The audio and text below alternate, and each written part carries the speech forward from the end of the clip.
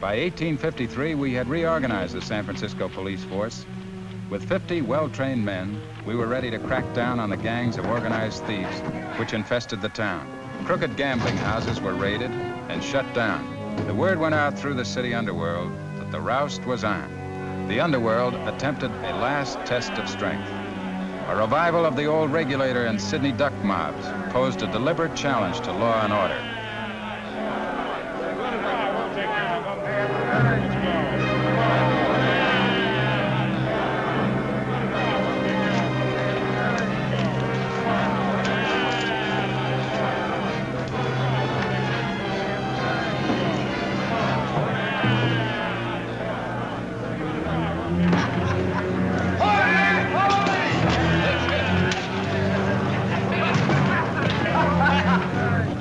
Break it up.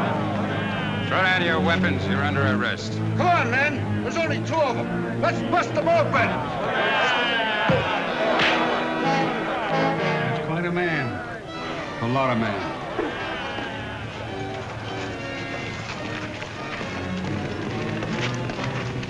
Hold it! You value your lives or throw down your weapons. Let's go in.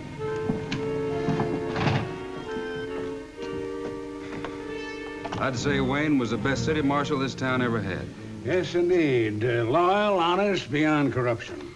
May interest you men to know that within the last 8 months, he has cleared the police force of at least 10 grafting policemen, thus shutting off sources of information and protection. In other words, gentlemen, he's getting too close to us. We've got to get rid of Wayne, or else we're out of business. That's easy. Kill him. Oh, dear, dear, nothing like that. We can't afford martyrs. Killing Wayne would revive the Vigilance Committee. We must be clever, Mr. Ormond. We've got to drag him down to a level where nobody will care if we kill him.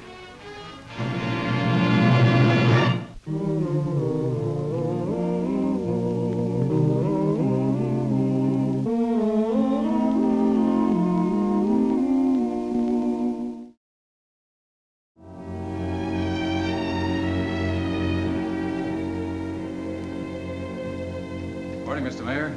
Gentlemen, you sent for me? Matt, have you seen this? The Herald is a blackmail paper. It'll sell its soul along with its space to anyone willing to pay the price. But, Matt, Joe Harper's a city judge. Who will sell any decision in his court to the highest bidder. The public is more likely to believe a judge than a common gambler, Marshal Wayne. A crooked judge more than an honest gambler?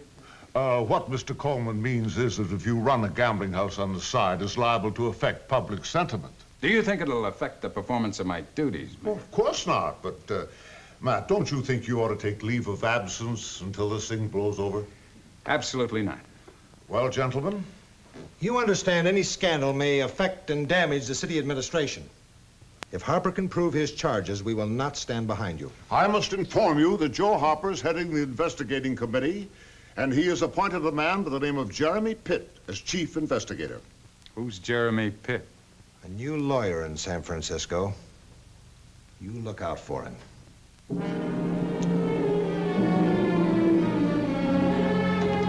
Matt, it's a fellow in your office. Came in with a court order for the department records. He's in there looking them over now.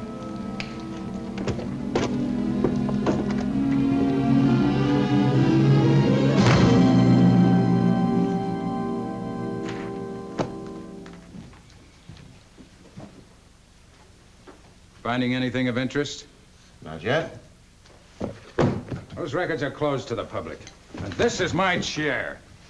And this is my coat. I presume you're Mr. Pitt. That's right. And I presume you're Mr. Wayne? How long you been in San Francisco, Mr. Pitt? About a month. You've been here a month and you consider yourself qualified to investigate the police department? Any town or any police department is the same to a lawyer who knows his business. No, and you know your business. I think I do. Then why the devil didn't you start by investigating the people who hired you? Well, nobody's been paying me for that. You'll hire out to anyone, is that it? To anyone, Mr. Wayne. The law doesn't permit a lawyer to sit in judgment on the guilt or innocence of his clients. Why did you come to San Francisco? To make money. So you were looking for a shortcut, and you found one, didn't you? Just a minute now. How much are your clients paying you for smearing me? I don't know what you're talking about. I'm talking about you, Mr. Pitt. You and every other cheap hustler that hangs around Judge Harper and his gang of thieves. You'd do any kind of dirty work as long as the money was there. Well, an honest lawyer wouldn't touch his proposition with a 10-foot pole. Now get out of here. I've got a court order for those records, and I'm taking them with me. A Judge Harper order. That's right. Then they're not leaving this office. Are you refusing to honor a court order? Get one from an honest judge, if you can. Until then, they'll stay right where they are. Out. Now, you listen to me, Wayne. If you're innocent, you've got nothing to worry about from me. But if you're guilty, I'll hit you so hard you'll bounce into prison, and you'll still be bouncing when you get out.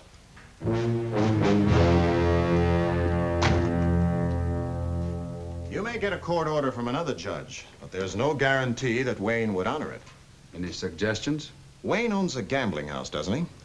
Gentlemen, back where I come from, that would automatically make a public official suspect. He's charged gamblers with running crooked games, put them out of business. Maybe it was just an excuse to ruin the competition. I suggest that you start along those lines at once. Good day, Mr. Pitt. Good day, sir. Good day, Mr. Malone. Good day.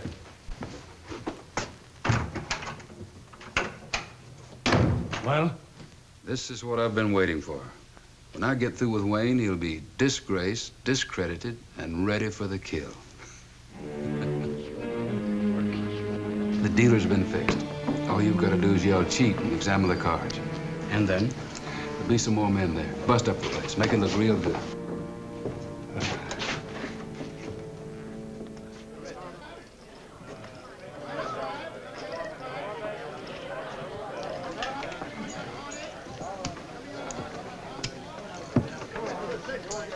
Your perfume's too heavy, Susanna.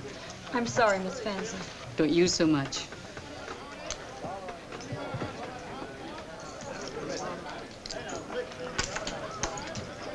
How's the play? Fast.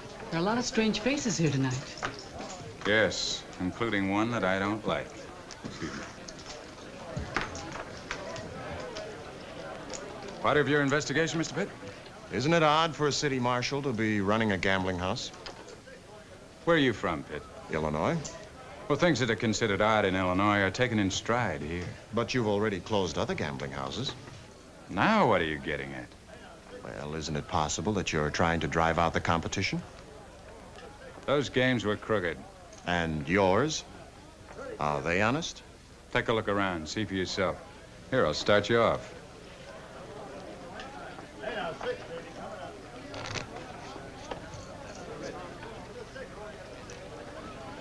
Mr. Wayne. What is it, Susanna? I don't feel well. Could you take my table for a few minutes? Certainly.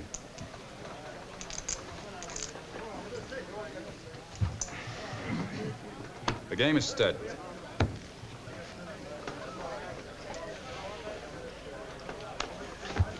Let me see that deck. Why? Give it to me and I'll tell you why. I knew it. They're marked. Ace of hearts. 4 of diamonds. The 6 of spades. The house is crooked, men. Let's break it up.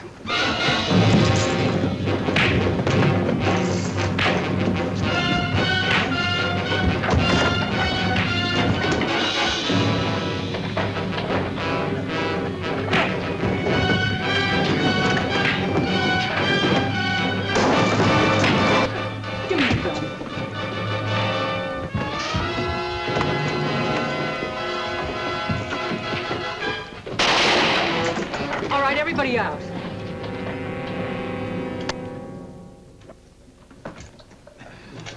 You're a handyman in a brawl, Mr. Pitt. Haven't had as much fun since I wrestled Abe Lincoln. Who's Abe Lincoln? Oh, he's a country lawyer back home. Licked me real good, too. Why did you get in the fight? To save you. For what? For me. You still think I'm crooked, huh? After tonight, I'm sure of it. Did you ever hear of a frame-up? Every cheap thief yells frame up when he's caught. Good night, Mrs. Fansler. Oh, Pitt. Yeah? Thanks for helping anyway. Well, I told you I was saving you for me. Now what? I'm gonna find that girl that was dealing at this table. Susanna Temple. She lives above the Chinese Laundry on Gary Street. Why? I'm gonna ask her what a marked deck was doing in my game. I'll bet the first thing that Wayne will do will be look for the Temple girl. Well, get her out of town. What about Calder? He's a weak sister. If Wayne finds him and puts on the pressure, he'll talk. Any suggestions? Yes. We'll use him to tighten the rope around Wayne. You. Do as you like, but don't tell me about it. After all, I am a judge.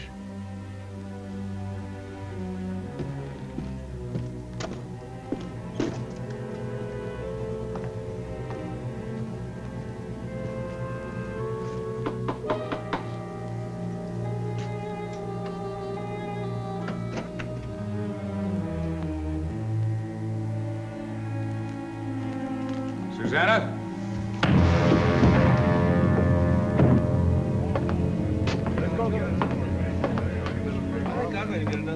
Nice party.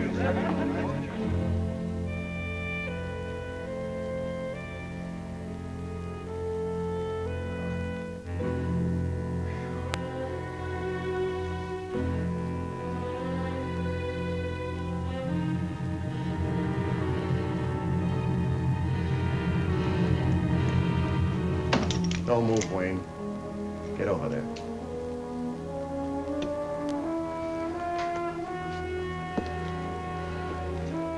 Ah, that's Calder. The man that accused you of cheating him.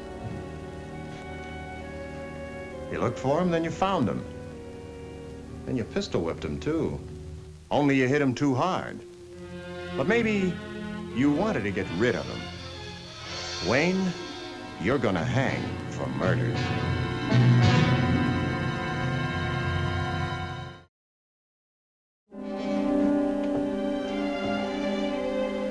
Matt, you placed me and my administration and every man who backed you in a most embarrassing position. Now, I want the truth. Did you kill Calder? No. Can you convince a jury of that? Depends on how honest the jury is.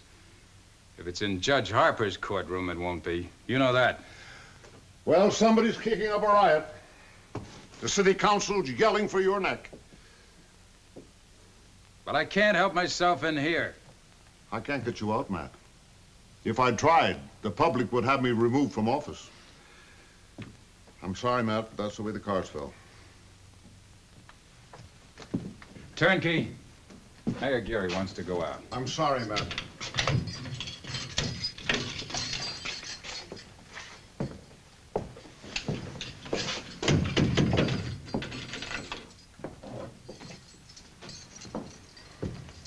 Hello, Matt. Are you all right? Sure, I'm just fine. The club's closed. By court order. Joe Harper served it himself with great satisfaction. Well, good old Joe. He came in reeking with complacency and patchouli. Patchouli, Matt. What's patchouli? That's the perfume that Susanna Temple used. She drenched herself with it. Don't you see? Harper's been around her recently. Some of the scent got on his clothes. Then he must know where she is. I've got to get out of here. I've got to.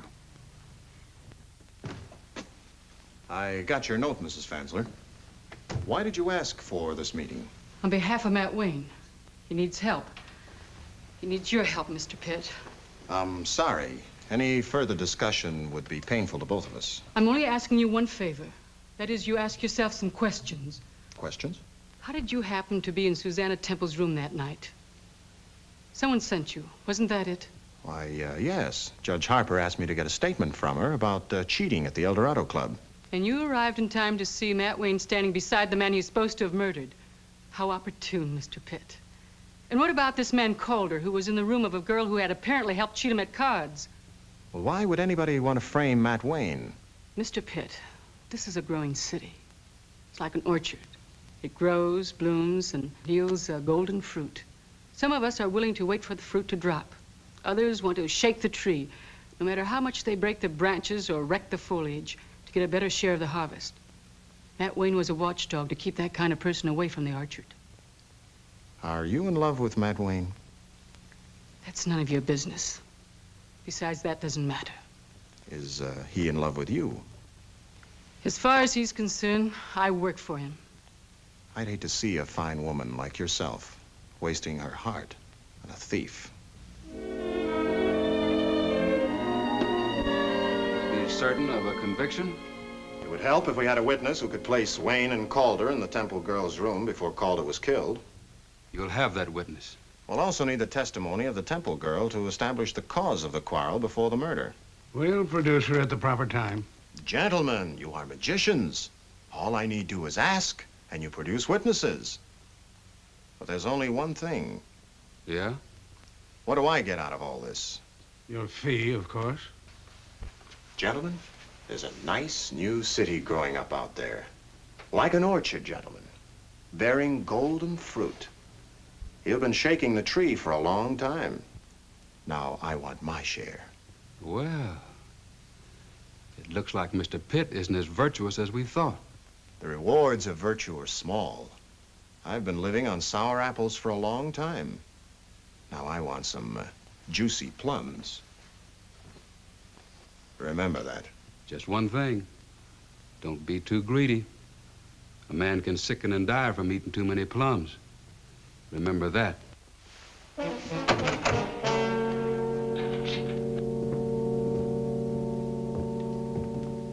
little late to be calling, isn't it, Mr. Pitt? I want a statement from you, Wayne. If you cooperate, we might be able to make a deal for a lesser charge. Open up. I'll have to lock you in. I understand. Wayne, since you've been in jail, I've had a chance to go over your records, and there are several questions I want to ask of you. First of all, in your own handwriting, I have a letter here that needs a little answer. First of all.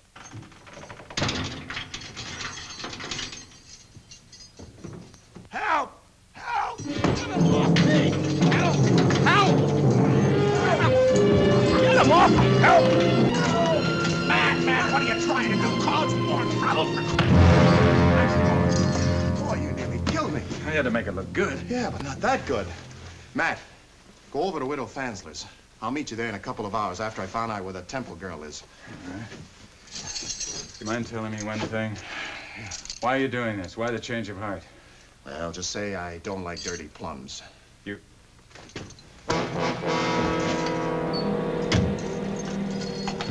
Then all of a sudden, bang, right in the back of my head, and down I went. That's all. Yes, sir.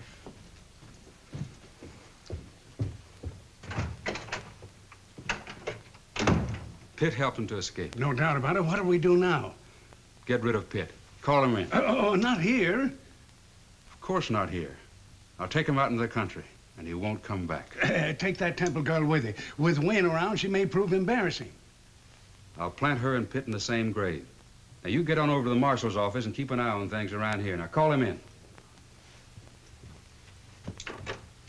Come in, Mr. Pitt. Gentlemen. All right, Coleman, what is it? I've got just one thing to say. There'll be mob violence in this town if Wayne isn't brought in. Already your administration is being blamed. Ah, that's foolish. Foolish or not, it can lead to trouble. You better get Wayne, Mayor. Well, all right. I'll assume command of the police department at once and issue general orders for Matt Wayne to be brought in. You've got to go stronger than that, Gary. I suggest that you issue an order to bring in Matt Wayne, dead or alive. Now you're talking. That's what we need, dead or alive. He said 2 hours. It's more than 3 now. Where are you going? After Jeremy Pitt, But you don't know where he is. I'm gambling Judge Harper does. I'll need a gun.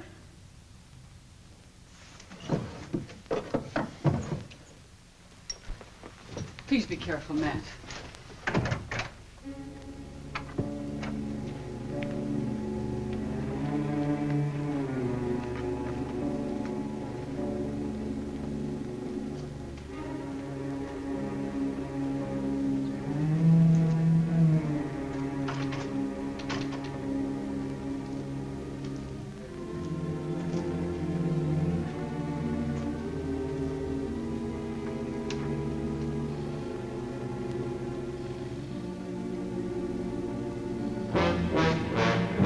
Wake up, Your Honor. Where's Jeremy Pitt? I don't know. You're dead in 5 seconds if you don't come up with answers.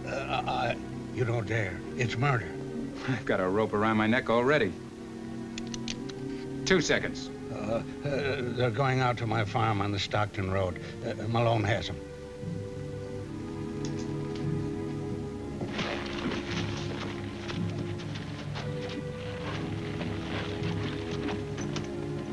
Wait, he just left me. He's heading for the Stockton Road.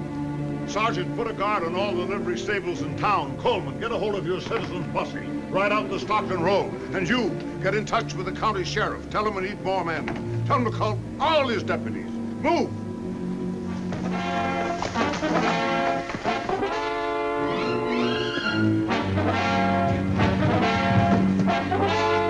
Where are you taking us? If you'd like my considered legal opinion, Miss Temple, our friend is intent upon getting rid of some embarrassing evidence. Mr. Malone, don't you remember? You promised you'd give me money. Money to go home. Don't you remember? You promised. You said... Shut up. Get up there.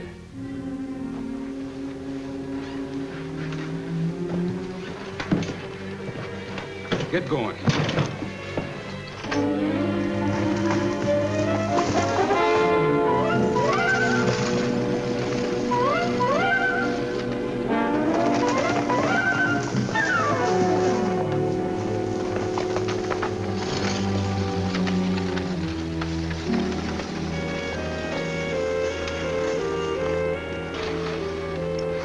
All right, start digging. All right, get out.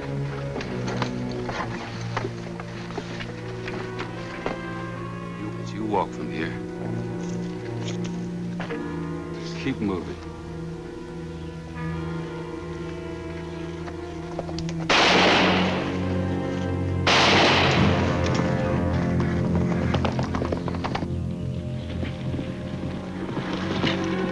Get his gun, Jeremy.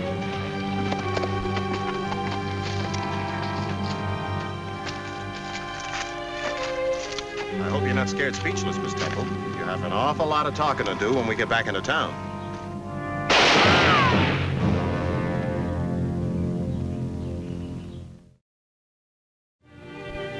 Matt, we'd like you to take this back.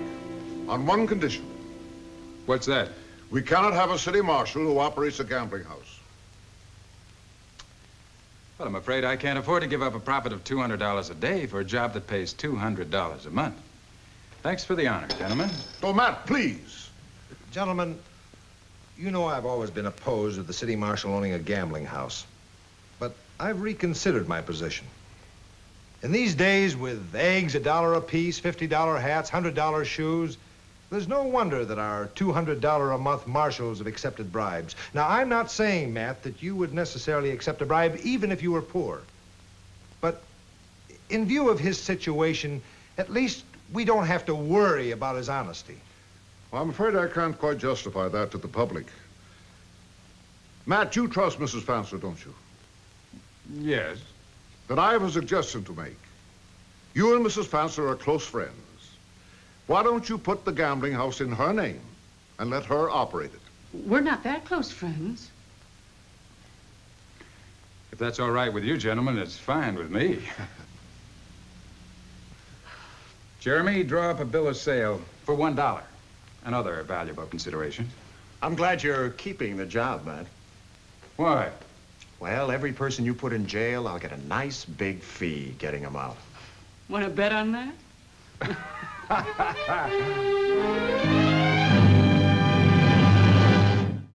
California. Oh, I've traveled here, I've traveled there. I guess I've been most everywhere. But I like where I am today, and here is where I'll stay.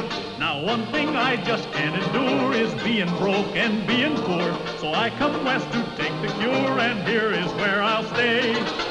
I've come to California, California. There's gold in them there hills in California. I've come to live where life is best, in the Golden West. I'm gonna strike it rich in California, California, California. There's gold in them there hills in California.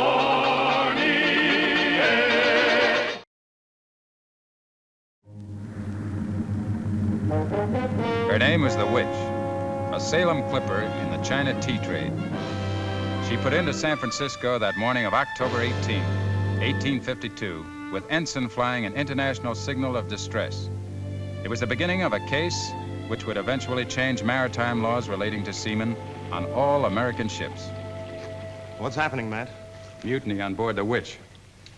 Captain Farragut asked us to keep order on the docks. Detail, attention! For the right, quick step, march!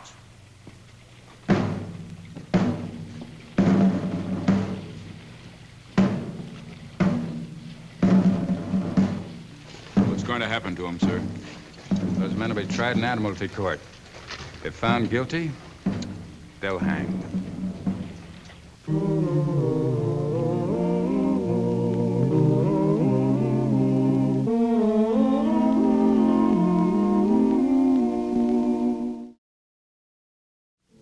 Naval prisoners and others subject to maritime punishment were at that time confined to the hulks of abandoned vessels lying in San Francisco Harbor.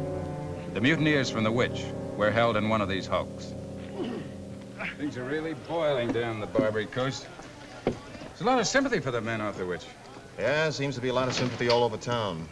Half of the people think that the ship's officers were real heroes, and the rest think that the crew should have chucked them on overboard. I'm glad it's the Navy's job, not mine. There'll be a riot if people get stirred up enough. Marshal Wayne? Yes. Well, I'm Evan Stone, master of the Witch. One of my officers is missing. Did you report it to my office?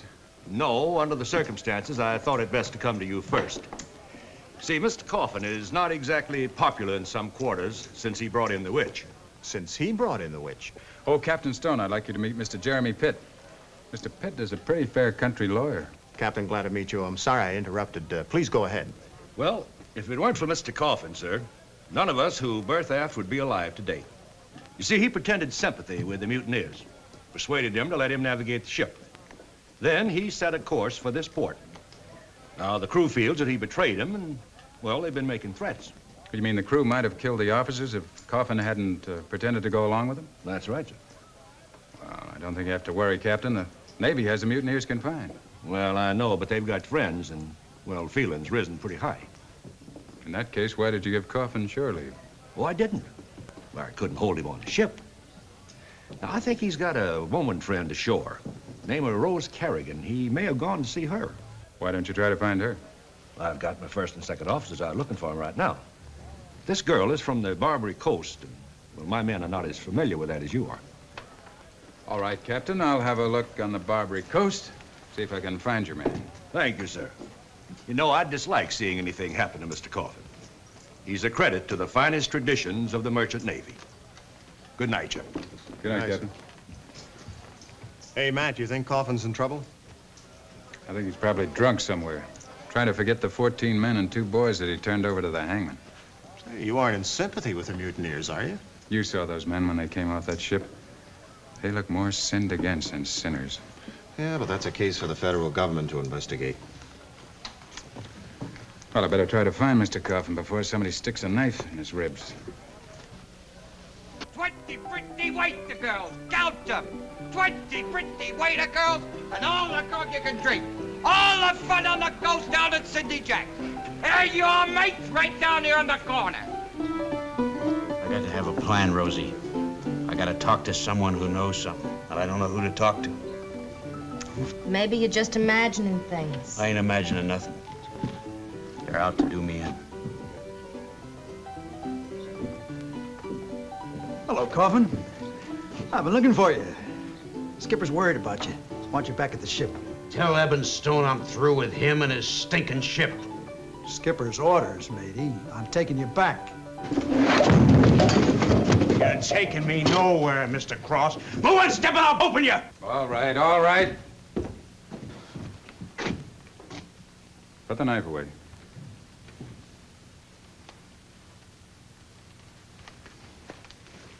What's the trouble here? No trouble, sir.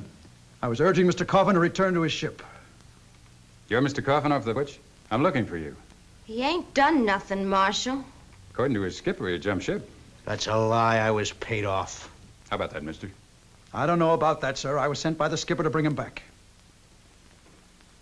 All right. I'll take care of him. But that's my Good business. night, mister. But I'm Good night.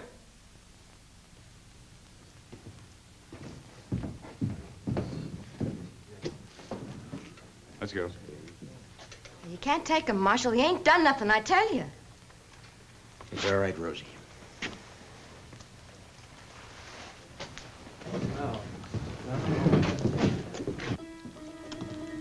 You say you were paid off? Let's see your papers.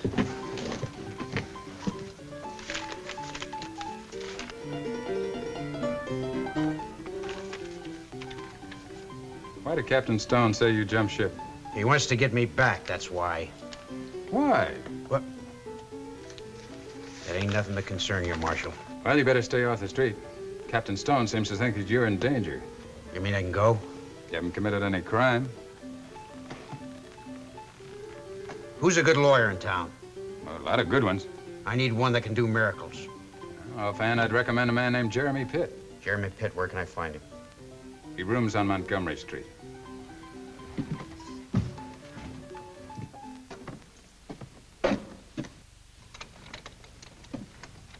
Mr. Pitt? If this is a holdup, then you've picked on a struggling lawyer, and they never have any money. It isn't a holdup, sir. I have to see you. Well, then you must be a client. And I hope you have some money. Come in.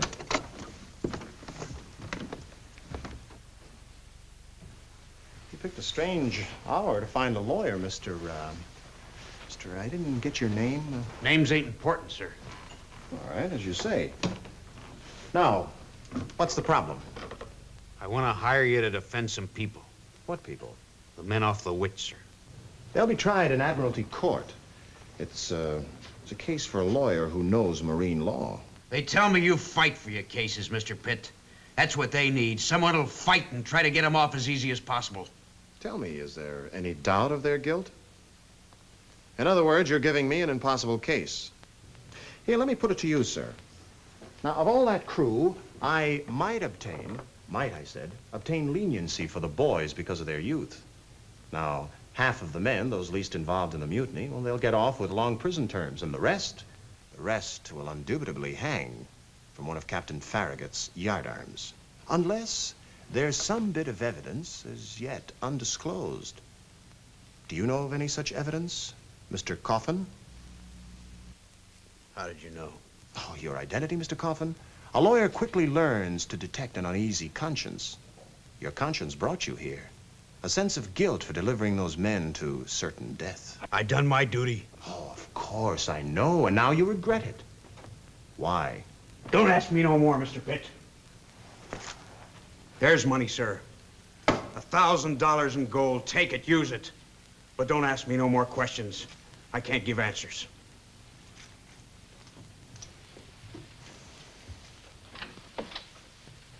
Mr. Coffin, come back!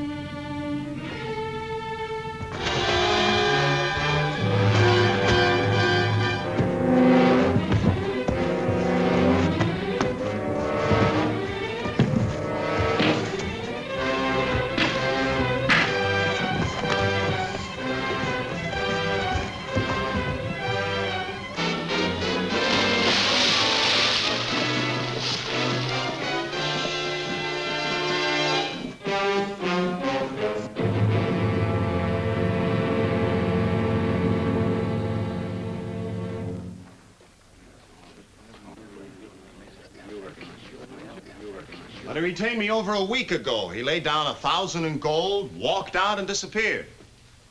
What do you want me to do about it? Find Coffin. It's not my job. That's a federal matter. I can't get them to move on it. You know they don't have enough people to handle the investigations. That's out of my jurisdiction. You know that. Why is Coffin so important to you? He's the only witness I've got. Witness? Tell you what you do. Take a trip with me down to the prison hulks, and you'll see what I mean. All right. But, Mr. Pitt, just to keep things legal, don't you think we ought to get a permit from the Navy? All right, come on, let's get it. Captain Farragut's office issued us passes to see the prisoners. Mr. Cross ordered Samuels to the gratings and beat him with the rope's end. And after Samuels fainted, Mr. Cross kept on beating him. And 2 days later, Samuels died, and we buried him at sea. Well, what did Captain Stone do during this beating? He stood on the quarterdeck and watched. You mean he approved? He didn't stop us, sir. He didn't do nothing when Mr. Sorby, the second mate, kicked me and broke me hip. Well, did you get any treatment? Captain put some oil and rags on my leg and turned me to galley duty. What about your eyes, Polk? Mr. Cross ordered me aloft to reef the forestunsail. I slipped and fell. He called me a clumsy dog and began beating me on the head with a belaying pin. When I come to my senses, sir, my lights were gone. Is that when you decided to take the ship? No, sir. We went to Mr. Coffin first. The third mate? Aye. Mr. Coffin was a decent officer. He did all he could to stop Mr. Cross and Mr. Sorby from doing all they did. Oh, I see. What did Mr. Coffin tell you? He told us to take the ship, sir. He said he'd navigate us to landfall and stay with us, whatever happened. We were desperate, sir. We stood all that flesh and blood could bear. If we're mutineers, like they say, we was driven to it. Can you help us, sir? If there's anything I can do, I will. The plight of the 16 men and the simple honesty of their stories made us decide to see Captain Farragut himself about their case. This is all very irregular. Are you intervening in an official capacity, Mr. Wayne? No, Captain Farragut. I'm here at the request of Mr. Pitt. I wish I could intervene, but I realize local authority has no right to. Good. I'd be obliged to take vigorous action against any interference in a federal matter. And as for you, sir, I'm afraid your undertaking is hopeless. I refuse to consider any case hopeless. The word of any ship's officer will be sufficient to convict your clients. Any ship's officer? Against the sworn testimony of 14 men and 2 boys? Admiralty courts, sir, do not accept the oaths of foremast hands. But they're men, sir. They have rights under the law. Not under sea law, which recognizes but one right. That of the ship's master to command. Sounds like tyranny. Ordinary seamen have no rights, Jeremy. Just dumb brutes to be driven hither and yon at the decree of their masters. Is that it? That about sums it up. Oh, I don't say it's right, Mr. Pitt. But it is the system in the merchant ships at present. Thank heavens it doesn't exist in the Navy. Coffin's the break in this case. His word as a ship's officer, his testimony regarding the brutality aboard the Witch is enough to justify their taking the ship in the eyes of any court. Matt, you've got to help me now. You've got to help me find Coffin. I told you I can't get mixed up in a federal matter. Come in. This just came in, sir. Thank you, Sergeant. They found the body of a murdered man in the bay. According to the papers found on the corpse, it looks like you're Mr. Coffin. Well, this changes everything. Now your mutiny is my business. Now it is local. At least until I find Mr. Coffin's murderer. Third Mate Coffin's funeral was small. Captain Stone and First Mate Cross, Jeremy Pitt and me. Captain Stone paid for the funeral. Touching funeral, wasn't it? Oh, very. If I ever saw 2 slimy murderers gloating over their victim, it was just now. And Captain Stone's eulogy. Henry Coffin was a good man, a brave man, and we, his dearest friends. I know they're murderers. Can't make it stand up. Why would they kill one of their own fellow officers? To shut him up. They knew if he ever testified, they'd hang for the foulest murders ever committed on the high seas. Too bad you can't prove it, though. Matt, can you help? Is there anything you can do for those men? I've got a hunch. That's all. You mean one of those gamblers things? Yeah. One of those gamblers things that makes you play out of hand. All the grog you can drink and 20 pretty waiter girls. Count them, 20. Evening, Governor. Out slum a bit. Right down here on the corner, Sidney Jack's. That's the place to go, sir. I'm looking for a girl who works here. Calls herself Rosie. That's right on the corner, sir, Sidney Jack's. Oh, beg your pardon, sir. Rosie, you say? Never heard of her. Come on. I'm new around here, sir. As for the girls, well, they comes and they goes. I pay 'em no mind, sir. I'm a respectable married man, I am. I'm sure you are.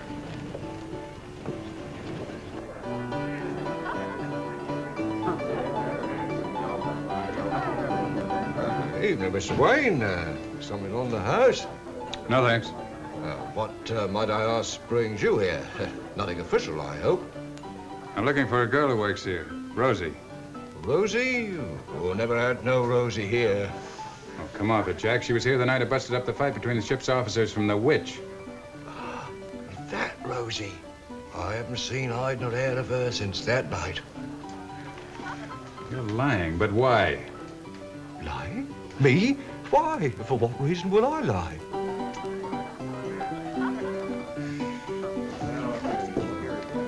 The Barbary Coast protects its own when it wants to. This time it wanted to. Nobody knew Rosie. I worked every dive in the district, but the word ran ahead of me. No one would talk about Rosie. I had to find someone I could buy.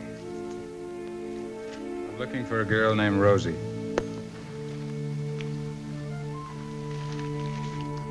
So you're looking for Rosie. You come a long way, Marshal, to get so far. And it wasn't easy. Look, no one's gonna talk about someone they like. We like Rosie. Where is she?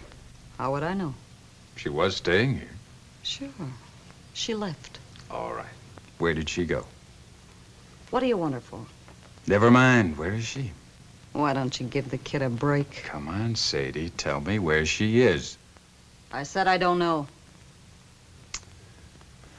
All right, I'm gonna have to arrest you and put you in jail on suspicion.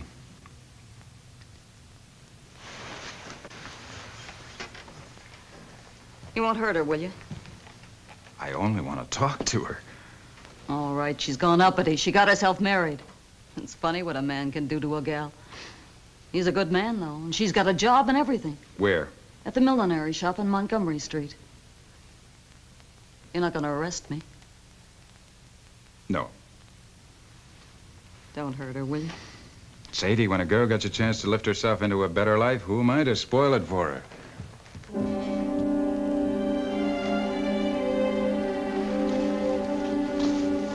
Hello, Rosie.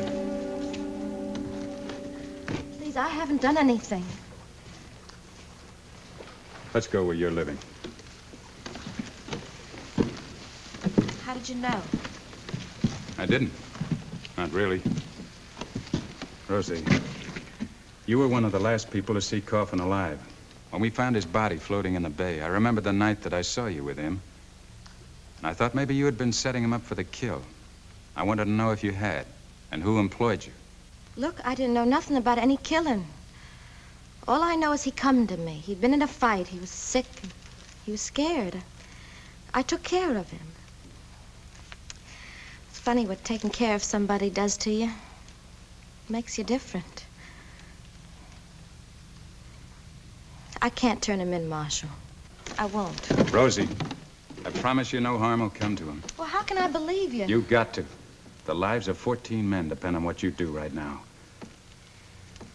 Listen, you can have the peace and respectability that you want, but you're going to have to earn it.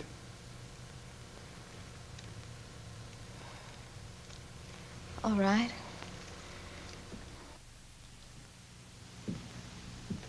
You realize this is a federal matter, Mr. Wayne? You have no business... Murder in San Francisco is my business, sir.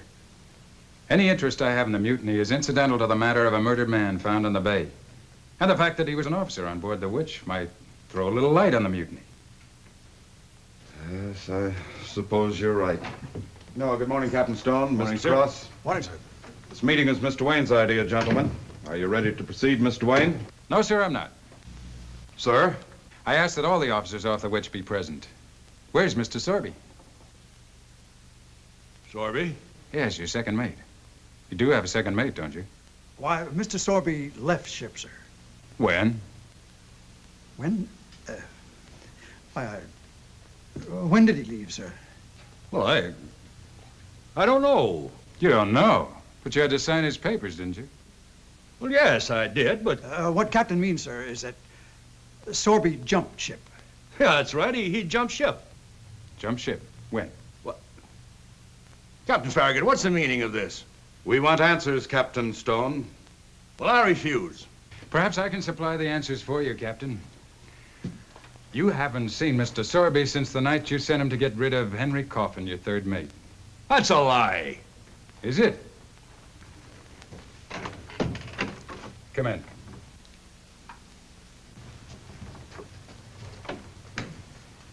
You? We buried you. Not me, Captain. You buried Sorby. It was Sorby went in the bay, not me. But your papers, they were on the body. Aye, sir. I put them there. Mr. Sorby was out to kill me. We fought in the docks. Went over the side together. He hit a stringer with his head on the fall. No one would have ever recognized him. When I saw he was dead, I traded papers with him. That's how my papers got in his body. Well, why did you do that? I didn't want to testify at the mutiny trial, sir. In the name of all that's eternal, man, why not? Sir, I've been a seaman all my life. Never got to be more than third mate. Never would have got to be more than that. Never would have got another berth if it came out I encouraged a crew to mutiny. No matter how right I was, I would have never sailed again. Mr. Coffin, tell me one thing. Would you step forward to testify to save these men from the rope? Mr. Pitt, I won't know the answer to that till the day of the trial.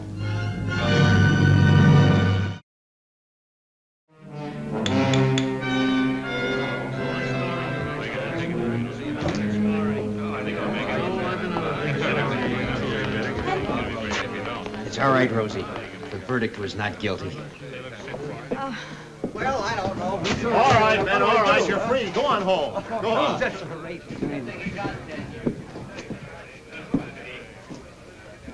Nice work. For a jackleg lawyer. What do you mean, jackleg lawyer? I made one of the finest speeches ever heard in that courtroom. Sure, but your case wouldn't have gotten anywhere without Coffin's testimony. Gentlemen, you're witnessing the end of an era. This case has set a precedent. It'll establish the rights of seamen. Put an end to brutalities like that. You're to be congratulated. Thank you, sir. Both of you. Thank you, sir. California. Oh, I've traveled here, I've traveled there. I guess I've been most everywhere. But I like where I am today, and here is where I'll stay. Now, one thing I just can't endure is being broke and being poor. So I come west to take the cure, and here is where I'll stay. I've come to California, California. There's gold in them there hills in California. I've come to live where life is best, in the Golden West. I'm gonna strike it rich in California, California, California. There's gold in them there hills in California.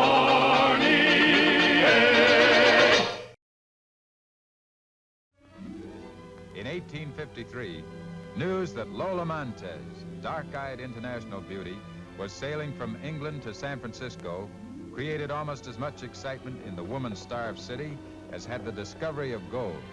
Every able-bodied man who could manage it headed for the dock to greet the glamorous beauty, for love of whom King Ludwig of Bavaria had lost his throne.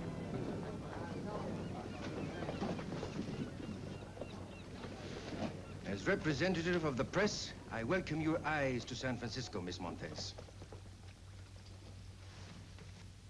Just my eyes? Well, especially your eyes. Yes, they sparkle like the dancing sun on the blue waters of a Killarney lake. I love you. I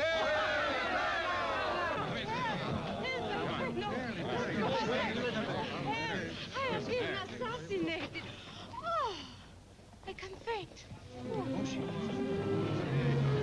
Give her some air, son. Let her get some air.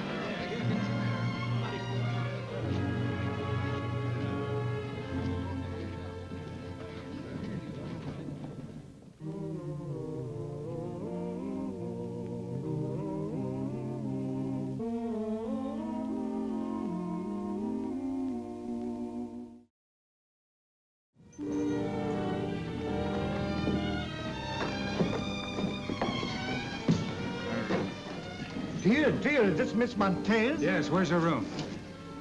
Suite number 8. Right this way. The bedroom is right in there. No flowers? Where Montez is, there must be flowers. Get flowers immediately. Oh, yes, flowers. Flowers are very expensive in San Francisco, Miss Montez. Expense is no object. Fill the room with flowers. Oh, and wait. Get me a large basket of rose petals. Large. Just the petals? Yes, I bathe in them.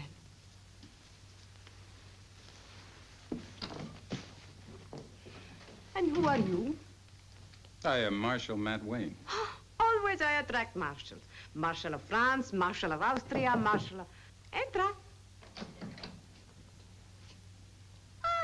The journalist. You have come to interview me, no? Well, personally, I'd much prefer to look at you, Senora. But I'm afraid it is my job to interview you. That is, of course, if you have the time. Oh, Montez always has the time for the press. Come and sit down and talk. You sit down to Marshal. Now, what is it you want to ask? Well, there are many things, actually. However, my readers will want to know all about the King of Bavaria. Ludwig? A funny little man, such humorous whiskers. But let us not talk about Ludwig. Let us talk about Montez. I am not all eyes. I have other things to admire, do I not? Yes, indeed you do. I shall conquer San Francisco, as I have conquered you. I shall sing, I shall dance, but first I must approve of your theater. If it doesn't meet with your approval, we'll rebuild it naturally. Naturally. British reporters quote you as saying that you're looking for an American husband. Is this true? I have married everyone else. Why not an American? What a lucky man. You know, Senora, I shall envy him all the days of my life. Where shall I put the rose petals, Miss Montez? In the bathroom, of course. Where else? Rose petals in the bathroom. She bathes in them. Thank you very much. Gracias. I must refresh. Later, perhaps, Marshal? Perhaps. And you will write pretty things about Lola Montez, no? Would that I had the words to do you credit, Senora. Jack. What? Oh. Good afternoon, Senora. Good afternoon.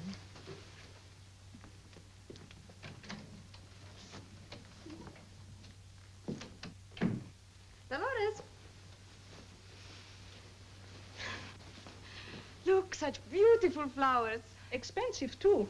And who will pay for them? Who will pay the hotel bill? And what shall we eat?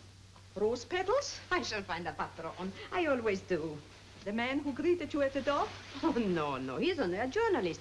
But the other one, he is Marshal of all of California. He is important. He is rich. He is handsome. He shall be mine. As a benefactor, yes. As a husband, no. Remember that. Jack, how come you were the only journalist to interview Montez? Quite simple, my dear friend. I merely bribed some of those incorruptible policemen of yours to shoo the others away. Fine thing. Town's leading publisher, using his money to corrupt the police. You know, she thinks that I'm just a reporter, but she was impressed by me, Matt. Did you notice? Montez likes publicity, you know. She kissed me. Maybe that's because she doesn't know you're married. Whatever made you bring that up now? Where's Martha? She's looking after that confounded sick aunt of hers for the last month down in Monterey. Why do you ask, Matt? I'd sure hate to see you make a fool of yourself, Jack. Why is it that single men are always reminding married men of their wives when there's a pretty girl around?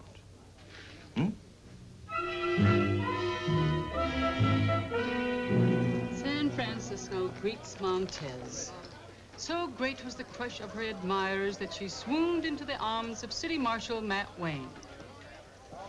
I saw you, Matt, and if you ask me, you look pretty doggone silly. That was quite an honor. Men have fought duels to hold the hand of Lola Montez. I held all of her. It's your deal.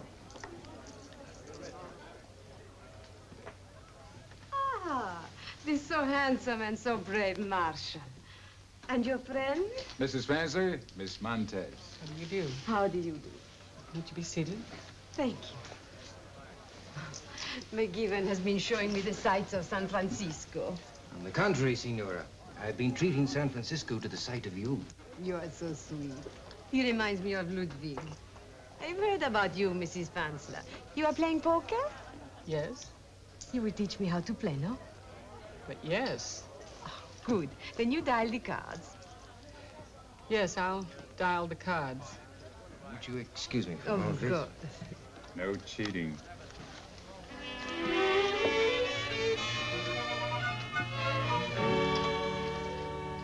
$50.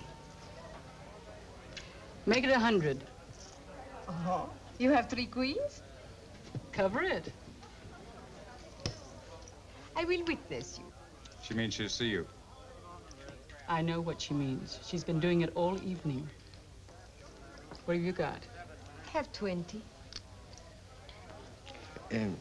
She's got 2, 3, 4, 5, and 6 of diamonds. A little straight flush. Good enough. I do not want to embarrass you, Mrs. Fansler, by refusing the money. So I will take it.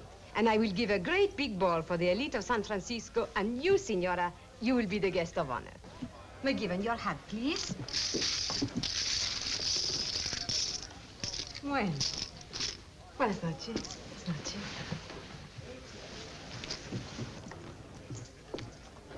You did cheat, didn't you? I can't understand how she managed to win so much. I can. She was cheating right back.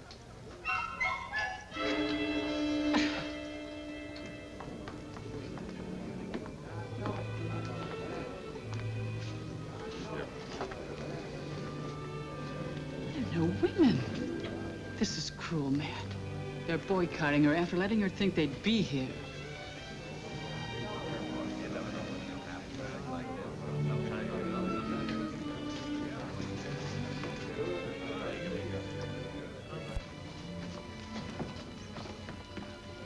I'm sorry, Miss Montez.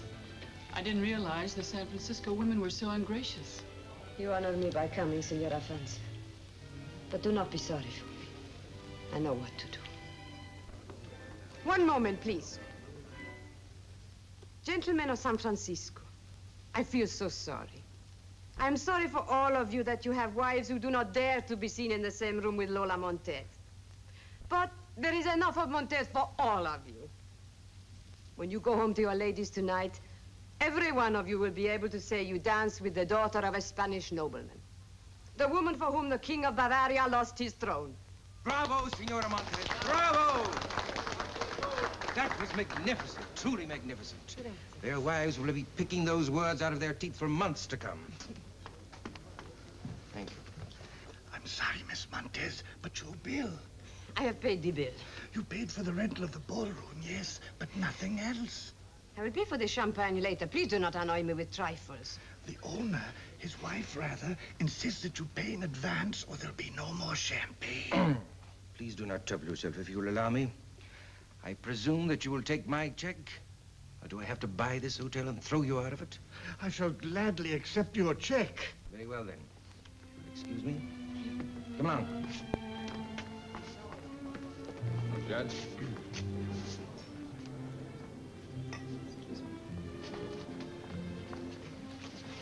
Can I speak to you, Marshal, alone?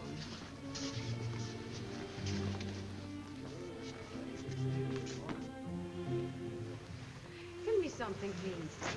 This McGiven, he can afford to buy a hotel? Well, McGiven is more than a journalist. He owns the newspaper. I would never have thought that he is so modest. And he made his money publishing? He made his money digging gold. Running a newspaper is just a hobby. Then he must be rich. But not as rich as the Marshal of all of California. Not as handsome. You held me in your arms, Marshal, Would you not like to kiss me? Well, that's a very attractive idea, but first you should know I'm not the marshal of all California, just San Francisco. What does that matter? A marshal is a marshal. But this is America. A marshal is a policeman here. My salary is only $200 a month. Does make a difference, doesn't it, Miss Montez? Mm-hmm. Or should I say Miss Gilbert? You call me Miss Gilbert? Eliza Gilbert, late of Ireland. Montez is not Irish. Montez is the daughter of a Spanish nobleman. Montez is... How long have you been on to me? For some time. I traveled around quite a bit before I came here, you know. Even Ludwig didn't know about me. Why didn't you tell him in there? Because San Francisco is starved for excitement and glamour, and there's nothing very exciting or glamorous about Eliza Gilbert. Then you won't tell anybody? As far as those men in there are concerned, you are the daughter of a Spanish nobleman. You're very gallant and understanding. And whether you like it or not, I am going to kiss you.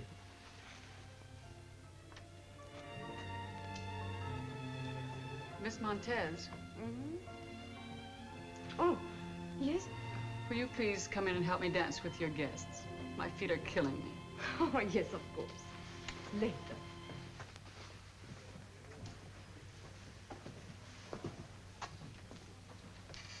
Very friendly woman.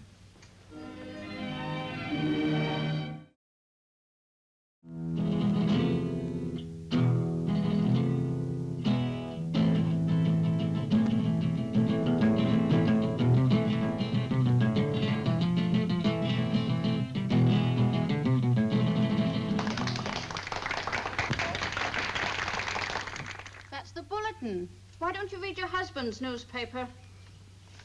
My husband is too modest to print anything about himself in his own newspaper. But the bulletin does. And wherever Miss Montez goes, John McGivern, wealthy publisher and family man, dances attendance on her. Does dance attendance mean what I think it means? It means, dear Aunt Laura, that you'll be getting better right away. I'm going to San Francisco.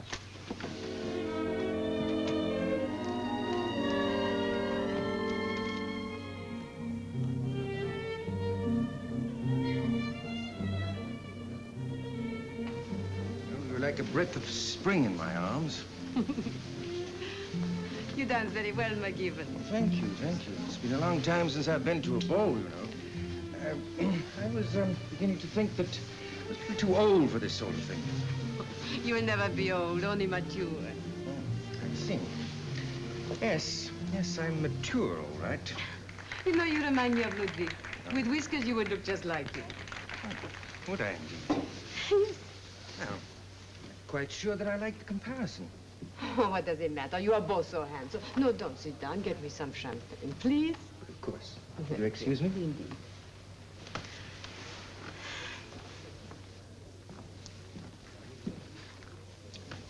Don't you think you're spending a little too much time with Jack? You do have other guests, you know. Oh, but they do not own newspapers. You're not considering marrying him. Why not? I have to have a husband to pay my bills and make me comfortable. Why should I not consider him? He is rich. He's also married. Oh, how very convenient. What's convenient about it? Well, he shall be my patron. And what about his wife? In Europe, many patrons of the art are married. It's a cozy arrangement, no? Oh, yes, very cozy. You see, no one will be hurt. Mrs. McGivern will have him. He will have the honor of sponsoring me. And you, Marshal, you will have the honor of marrying me. Do I take that as a proposal of marriage? Uh-huh. You are so virile, Marshal.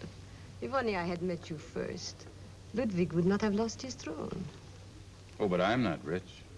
Oh, but with the money I get from him, I will be able to afford you. There are only two drawbacks to this arrangement. First, I don't feel up to becoming just another notch on your wedding ring. And second, you are to stop poaching on restricted territory. Oh? And on whose territory am I poaching? Mrs. McGivern's. May I introduce myself, Miss Montez? I'm Dwayne Parker. How do you do? Don't forget our friend Eliza Gilbert, I hate you. Excuse me. Won't you sit down, Mr. Parker? It's quite an honor to meet the most fascinating woman in the world. Yes, I agree with you. I've traveled all over the world, and you're right. I hope you won't think me brash, Miss Montez, but I've worshipped you ever since you came to San Francisco. It is not brash to worship Montez. Many people do. But I want to be someone special in your eyes. Someday I'm going to buy you a whole quart of emeralds. Medium-sized ones, of course. Oh, no. I prefer the large one. Tell me, Mr. Parker, you must be very rich to speak about emeralds like this. Oh, I get along. And you want to become a patron of the arts? If you will allow me. Well, we will speak about it tomorrow. Excuse me.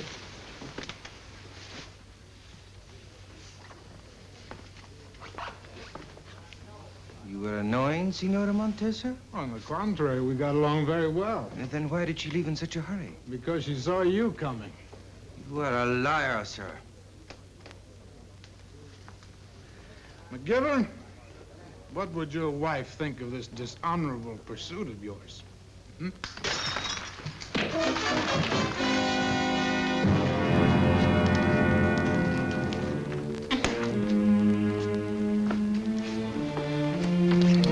That was uncalled for, McGivern. Party's over. McGivern, you better arm yourself, because the next time we meet, I'm going to shoot to kill. I shall be waiting for you, sir. What's that, Dwayne?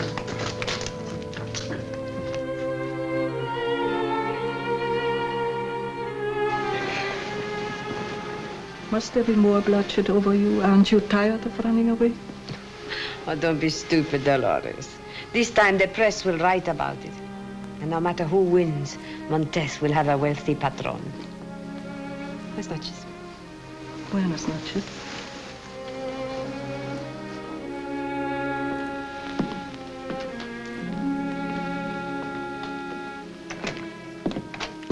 Martha, what?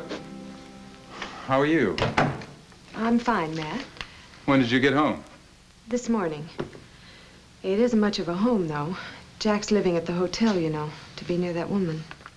You talked to him? Yes. He asked me for a divorce, Matt. Martha, sit down. What did you say? What could I say?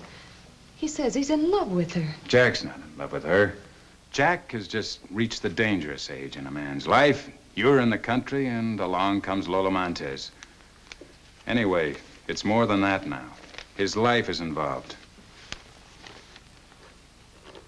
Can't you stop this? Not as long as he thinks he's in love with Montez. He's wearing a gun and looking for Parker. Martha, how did Jack make it rich? In the gold fields. You know that, Matt. And you helped him. Well, I was with him. Sure you were. You were there with a pick and a shovel, and when claim jumpers came around, you were by his side with a gun. Have you stopped fighting for what's yours? What's the matter? Have you forgotten how to use one of these? Why, Matt, what on earth are you suggesting? He lied to you, Lola. Dwayne Parker's a gambler. Owns nothing but the clothes on his back. But I do not care about him. It was you I loved all the time. Are you going to kill him? If he even comes close to you again, I will. Oh, nice. May we come in? Oh, what is this? I warned you not to go too far, Miss Montez. This is Mrs. McGivern. How do you do? Will you not sit down? What are you doing here, Martha? This morning you said that I said I'd think it over, and I have. And now if you've quite finished with your meal, you better come home with me, dear. You are very lovely, but this is ridiculous. The man is in love with me. You've heard of the King of Bavaria, no? Jack isn't a king, and he has no throne to lose. But he does have a home, and me. But I was willing to have him just as a patron. But he insists on being a husband. What can I do? You can let him go. Oh, no, never. What Montez gets, Montez keeps. But you do not have to be hurt. He has enough money for both of us. It may seem old-fashioned in your eyes, but I'm still in love with the old fool. Now, if you'll both just listen to me for one moment. Oh, shut up, Jack. Nobody's talking to you. Yes, do not interfere, Jack. You are very unsophisticated. As a divorced lady with money in San Francisco, you can have all the men at your feet. What? Over my dead body, she will. But I only want one man. Oh, I know he's not the greatest bargain in the world, but I'm used to him. Will you give up my husband, Miss Montez? No, It is out of the question.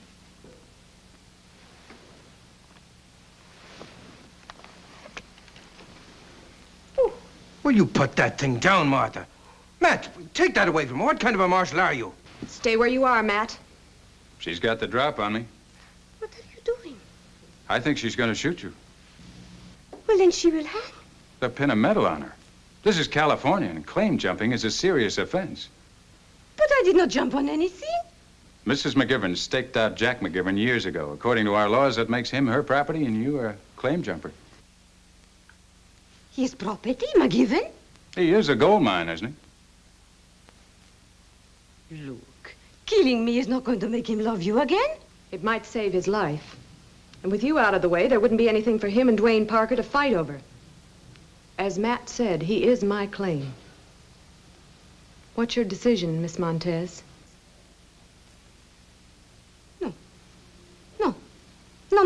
No. If you think I can't use this...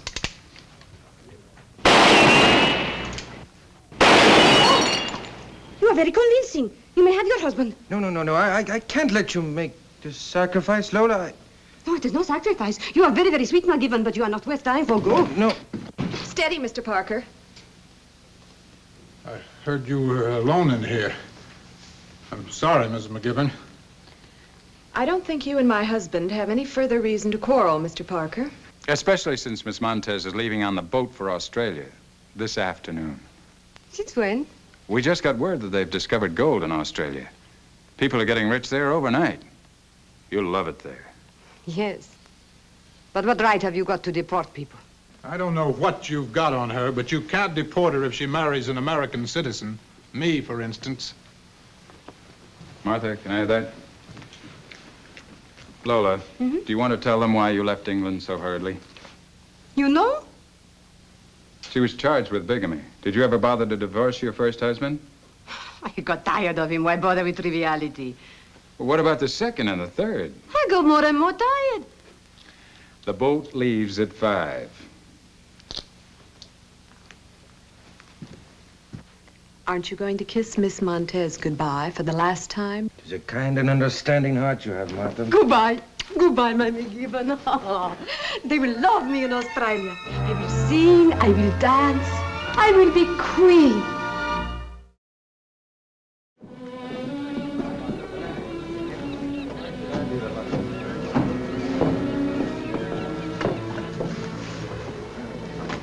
You will not destroy the legend of Montez?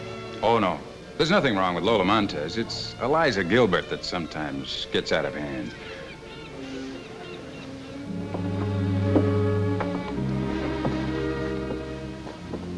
Just saying goodbye. I'm going to Australia. If he kissed me goodbye like that, I'd go with you. Senora, goodbye.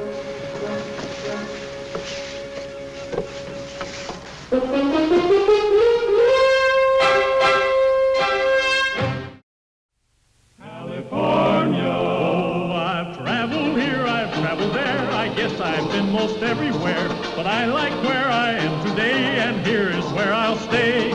Now one thing I just can't endure is being broke and being poor, so I come west to take the cure, and here is where I'll stay. I've come to California, California. There's gold in them there hills in California. I've come to live where life is best, in the Golden West. I'm gonna strike it rich in California, California, California. There's gold in them there hills in California.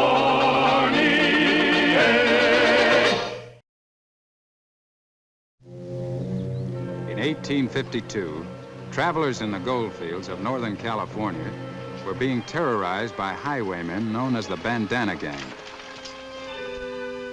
When 2 San Francisco councilmen were robbed and killed, I set out to track them down. So far, I'd had no luck, no clue.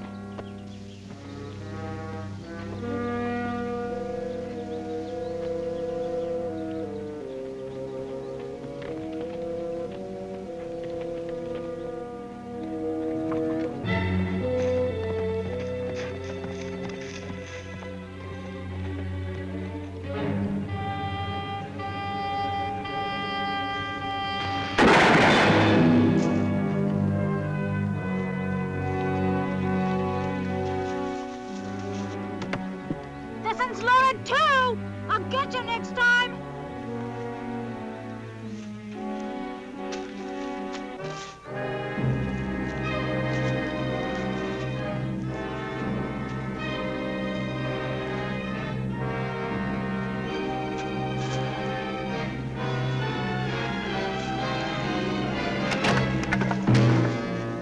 Come on. Out of there. I've got a gun on you. Come on out. I can't, Why not? because I ain't dressed. That's all right. I've seen kids before. I ain't no kid, I'm a girl.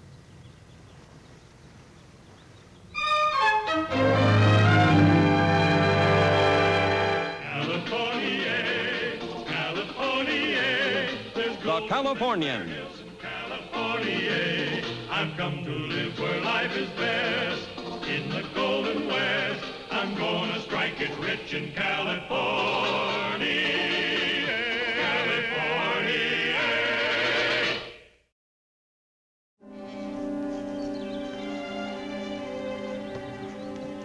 Let me have that other rifle. Oh, there's no other rifle. I was just bluffing. You weren't bluffing when you took that shot at me. Well, I thought you was one of them robbers coming back. Robbers?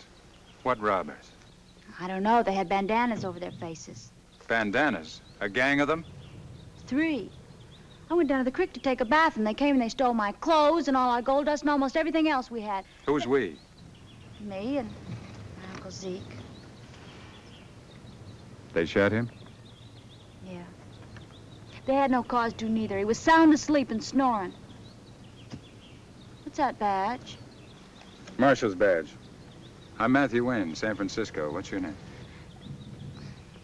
Sam. Sam. Samantha Jackson. They call me Sam.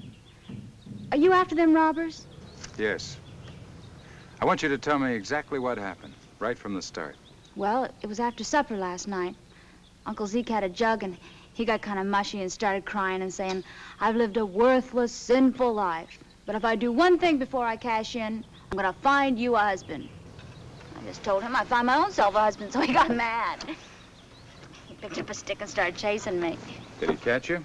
No, he fell over a log and passed out. So I covered him up with his blanket. And I took off all my clothes, except my shoes, and took my rifle and went down to the creek and took a bath. That's when the robbers came. I hid up there behind them rocks. Sam, did you get a look at them? No.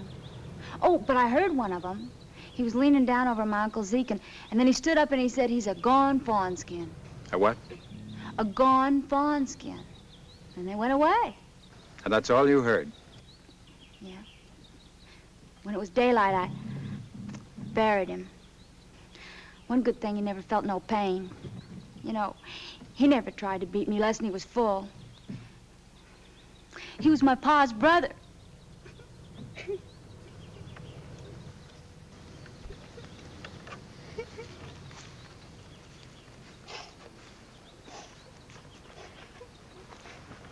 Look. I shoot better than that, mostly. Oh, yes? I'm glad you caught me on one of your off days. What happened to your hair? What do you mean, what happened to my hair? I cut it myself. What's wrong with it? Nothing. Well, you better pack up. You might have to shoot again. Why? What are you doing? I'm taking you into the next town, Shingle Springs.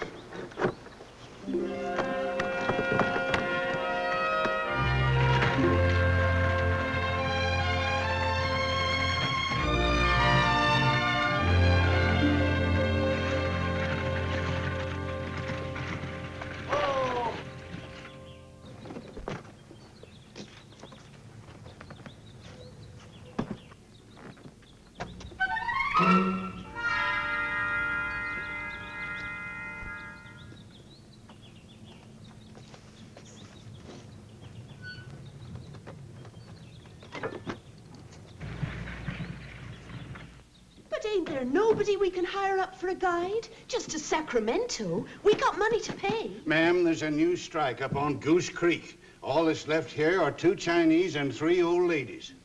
Come on. Come on, Sam. You look all right. I'd like to buy this young lady a dress. A dress? Ain't even got a spool of thread for sale. What happened to her clothes? How'd she lose them? Bandana gang. Last night. About 5 miles up the road. They killed her uncle and stole everything they had. You hear that, folks? The bandana gang. That's why I ain't got nothing to sell, hardly. 2 wagon loads of mine they got, killed the drivers and took it all. Wagons and horses, too. I just been warning these here folks not to venture out where they can get it the same way. Well, Sam, what's our move? Take me with you, Marshal. I can sell my rifle and get some clothes in Sacramento. And I got a shovel, too, in the wagon. Please, Marshal, take me with you. Did she call you Marshal? That's right, ma'am. Marshal Wayne, San Francisco. And you're on your way there? Well, Sacramento first and then home. Well, that's where we're going. Or we was till we heard about this bandana gang. Can't we all go together? Ma, we don't need a guide. I got a rifle and I got a revolver. Judge, you can't drive them mules all day and sit up all night, and you know it. It's my son and my daughter. Their father's waiting for us in San Francisco. Jethro Hayes, and I'm Mrs. Hayes. We'd be glad to pay you, Marshal. These gentlemen want to go, too. I do indeed, sir. And me, too, if you'd let me. This here's Brother Evans, Marshal. He's a kind of mining camp preacher. No, Brother Burke, not a preacher.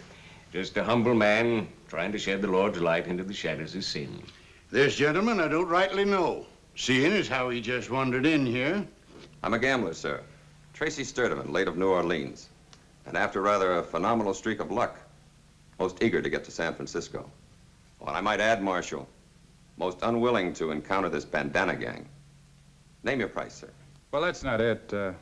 I'm here on business and... What's to keep them robbers from bushwhacking you? There's 3 of them, you know.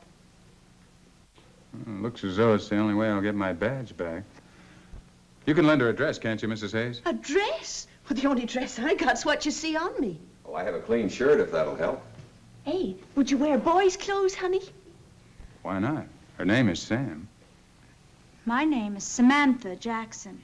Judd, go get your suit. Oh, wait a minute, Ma. I'm saving that suit. You want to see your paw, don't you? Ma, I brung that suit all the way from Indiana. You know what I'm saving it for. Get it. He's probably outgrown it anyhow, way he's been filling out. My contribution, mademoiselle. Thank you. Keep your old suit. I'll go the way I am. Oh, take it, girl, and welcome. Put it on, Sam. Let's go. Right back here, young lady. Let me give you a lift, brother. I can manage, thank you.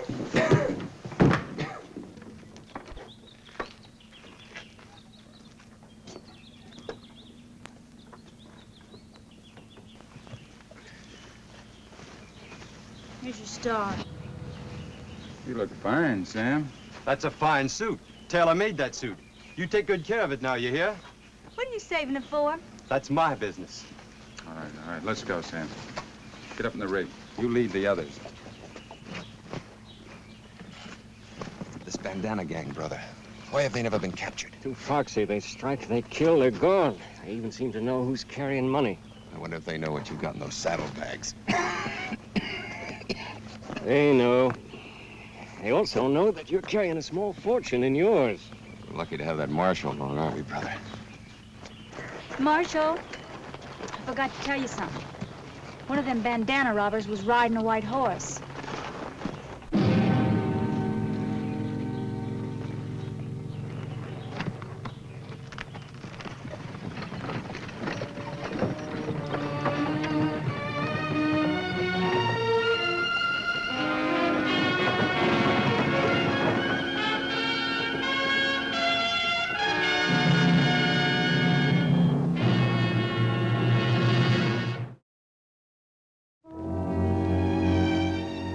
Well, this ought to hold us. There now. Maybe I can set a spell. Looks like she's took to you, Mr. Sturdivant. Have you got children of your own? No children, Mrs. Hayes. I sometimes wonder who'll bury me.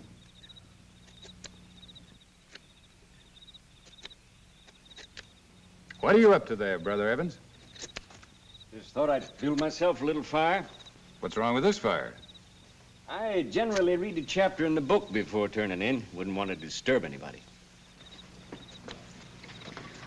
Miss Hayes, could you borrow me a needle and thread? Why, sure, child. But you can't see to sew nothing tonight. So what? Your suit, here. I knowed it. I knowed she'd do it. Ma, look at that. That coat's ruined.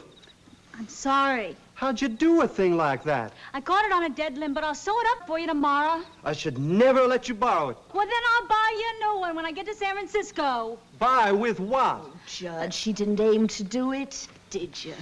No, ma'am. You know, from all I hear, San Francisco's a pretty wild place for a young girl alone. Can't you arrange to send her back east, Marshal?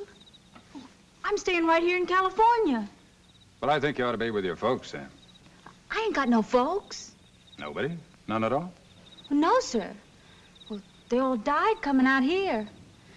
Daddy, he died of the cholera on the Platte, and the Digger Indians got my brother. Ma just sort of pined away. She died on the Humboldt. You know about my Uncle Zeke. I reckon I'm just the last of the Jacksons. But, what'll you do, mademoiselle? Well, the same as I was doing in Hangtown. And I was making more money than my Uncle Zeke was mining gold. Doing what? Taking in washing. Those men didn't have no women, nobody to do their laundry.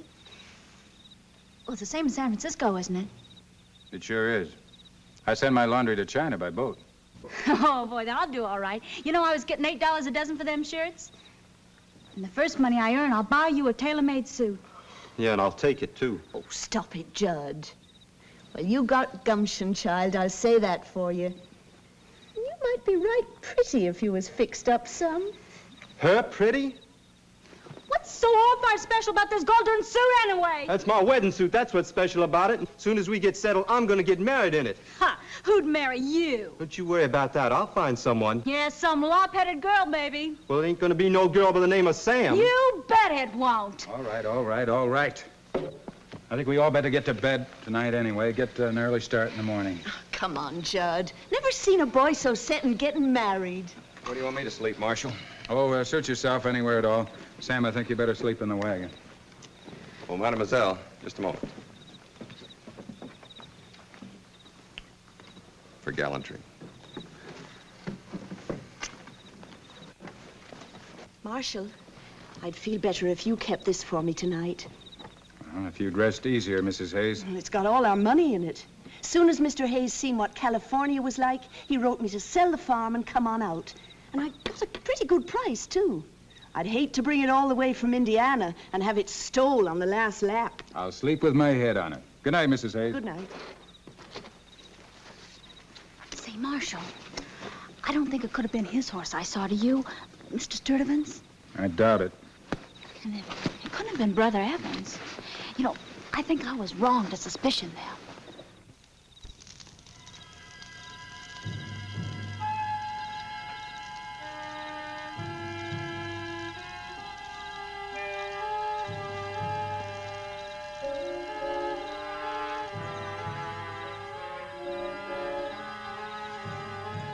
There's your signal.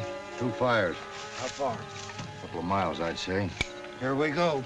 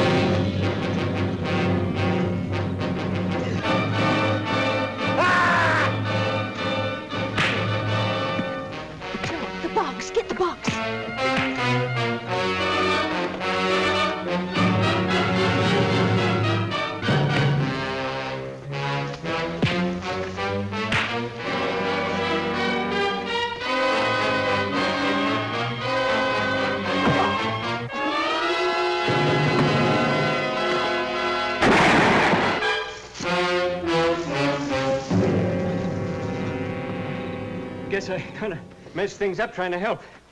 Yeah, looks as though we all messed things up. Except Sam. Thanks for firing that shot. I gotta start practicing again. I only hit him in the hand. It was good enough to save my life. The strong box. Here it is. They didn't get it. Marshal.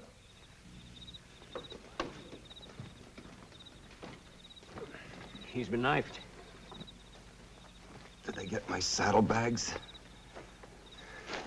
No. You were lying then.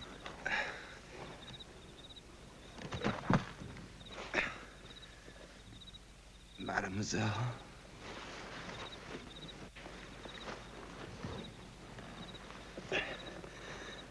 The last of the Jacksons. From the last of the Sturdivants.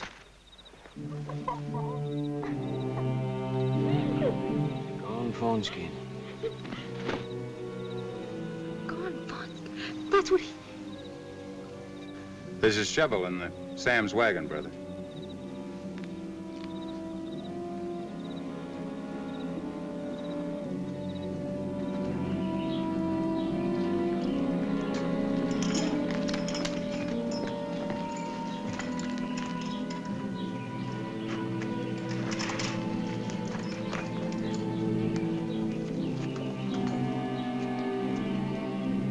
Almost forgot this. Marshal, you gonna arrest him? Why don't you take him in? Now, slow down, Sam. Gone fawn skin is an expression. I've heard people use it before. I know. Now, wait a minute. He was nowhere near Sturdivant last night. And don't forget, he did read out of the Bible at his funeral this morning. I ain't saying he killed him. I'm saying he's in with them. They went for you first, didn't they? Sure. I had the strong box. Well, how did they know you had the strong box unless Brother Evans told them? All right, Sam. You are on the right track. But we want to be sure. We want to get them all, don't we? Sure, but how? Mrs. Hayes still has her money. You have Sturdivant's. If Brother Evans is in with them, they'll be back tonight. Only this time, we're going to set a little trap for them, see? Yeah. Look out, here he comes. All right, let's go.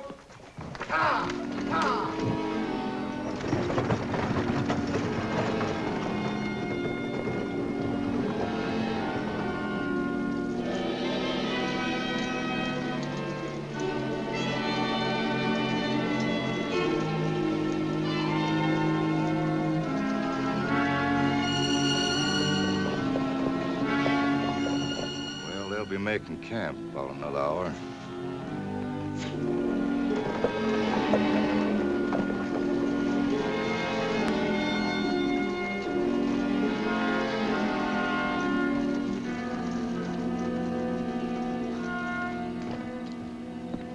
The way I look at it, finding gold's a matter of luck. And nobody can blame a man for being unlucky. But getting here, over them mountains, across them deserts, through them rivers, day in, day out, mile after mile, that ain't luck. That's grit. And any state that's got 100,000 people in it with that much grit, it don't need no gold. It's got something better. It's bound to be a great state someday. Belongs to be. It's the way I look at it. Well, now you take Sam here. She has grit and gold, both, thanks to Mr. Sturdivant. She sure has. $4,000. How much does a tailor-made suit cost? Oh, about $100. Good one. Well, give him 100, Marshal. No, Ma can mend it good as new. I don't want your money, Why are you so set on getting married? because I want to raise a family of my own. Reckon he got the idea from the Hadleys, our neighbors back in Indiana. They had 13 children. 8 of them boys. Mr. Hadley had any work to be done. There was hands to do it. And if you're going to raise a big family, you got to get started young. So I'm going to get me a gal and get married. I'll marry you. What? Well, with my $4,000, we could buy a farm and get started right away. Well, I never. If I were 10 years younger, Sam, I'd give Judge some competition myself.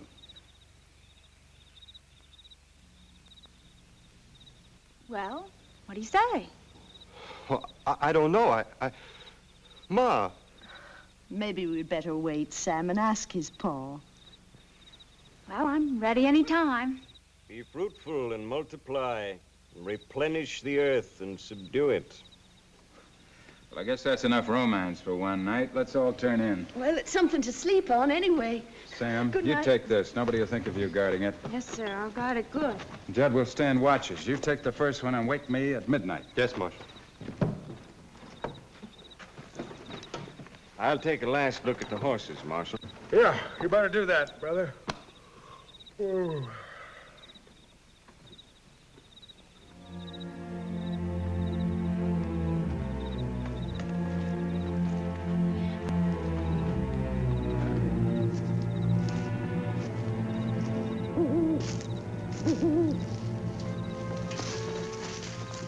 The Marshal's got the saddlebags. I'll take care of him.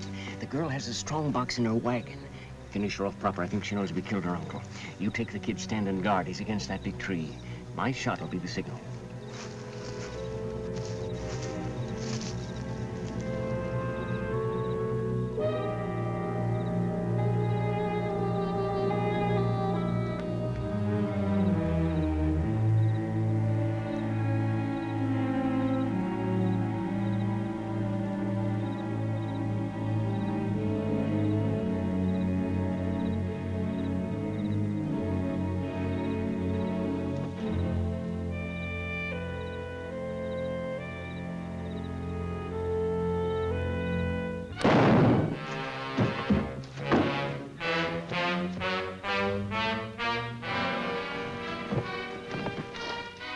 Don't make a move.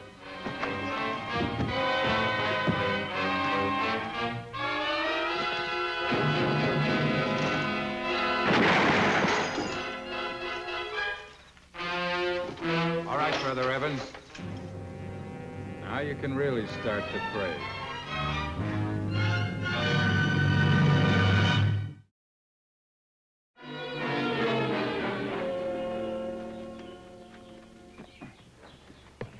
Well, that's a fine day's work, I must say. I always thought he was such a nice man.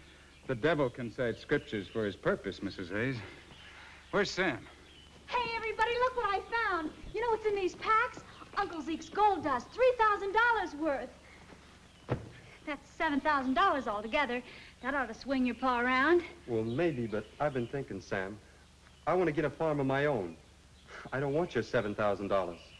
Well, then I'll have to put it out on interest. We've got to think about educating them children. Marshal, if Pa says yes, will you be my best man? I'd be honored, Jed. Not only that, I'm going to buy a silver mug in honor of your first child. I already got his name picked out. Matt, the first of the Hayeses. That's all right with me.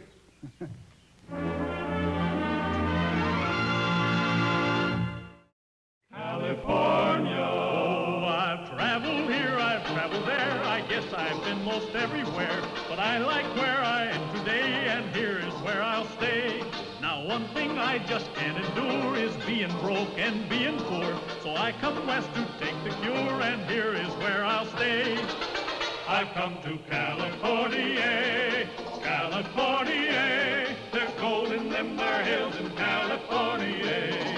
I've come to live where life is best, in the Golden West. I'm gonna strike it rich in California, California, California. There's gold in them there hills in California.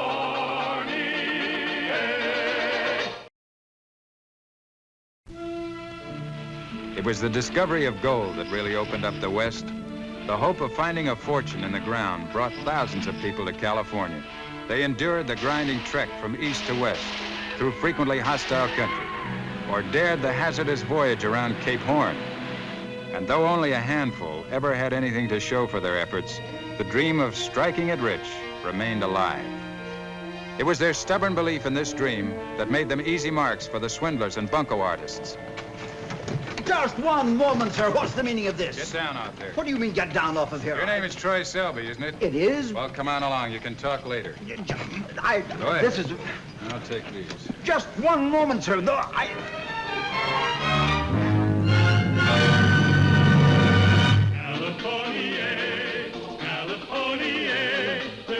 Californians. California, I've come to live where life is best. In the Golden West, I'm gonna strike it rich in California.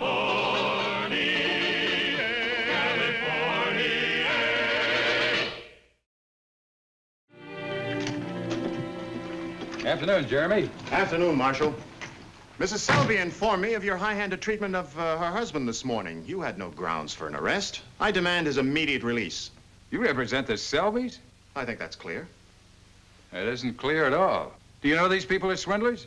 How dare you, Mr. Pitt? Matt, if you had bothered to question Mr. Selby before pulling him in like a common thief, you would have learned that he had the authority from the Attorney General of California to sell that stock.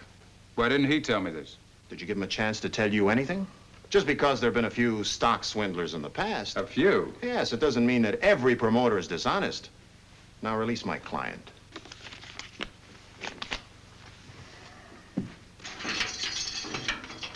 Really, the indignity of it. All right, now calm Troy up for down, no Mrs. reason Selby. at all. Everything is all right now. Are you all right, dear? Lavinia, my dear. Mr. Pitt, I appreciate what you've done. No trouble. I'm your lawyer. By the way, you know, you may have a case against the marshal for false arrest. You want me to start an action? No, I don't think so. I'm sure the marshal believed he was only doing his duty. Mr. Selby, if your mine is such a sure thing... No, why- I didn't say that, Mr. Wayne. The indications are that it can become a very profitable investment. But I'm neither so naive nor deceitful as to go around telling people that it's a sure thing, as you call it. All right, but you think it is. And if all it takes is money to develop it, you don't have to sell stock. There are plenty of wealthy men right here in San Francisco who'd grab a chance to finance the whole operation. Yes, and wind up in control. Oh, no. Several such gentlemen have already approached me, but I have no desire to end up with the bankers owning my mine. Sound business reasoning. I think I'll attend your meeting tonight. Good. Very good. Ravinia.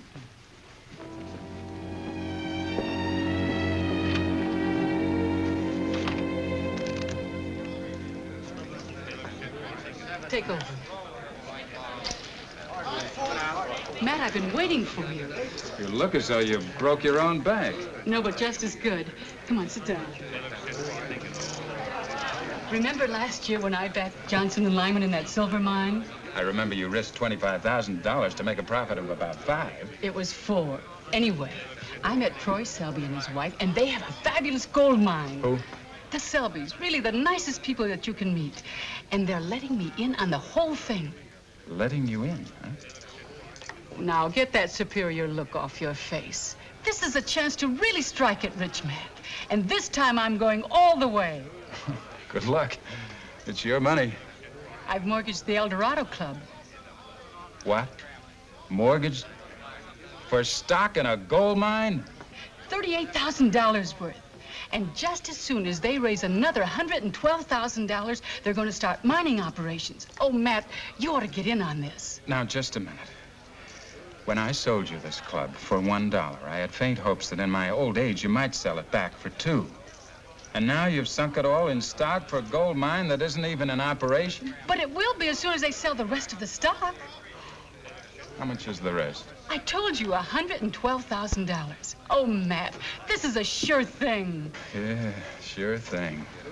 With only $112,000 to raise. And I assure you we will use the most up-to-date mining equipment money can buy. Now, are there any questions you'd care to ask? If it's such a good mine, why was it abandoned 3 years ago? The four-leaf clover mine was abandoned by its former owner simply because he failed to recognize certain features. I did. And the present tunnel was extended only a few feet further to reveal the richness of the ore samples I have shown you here this evening. I bought that stuff from a rock dealer, an assay office. You don't even believe what you see, do you? Mr. Selby. Yes, sir. A few of us been wondering if you got any objection to, well, a sort of committee making a personal inspection of this here mine. I would welcome it, sir. Please do.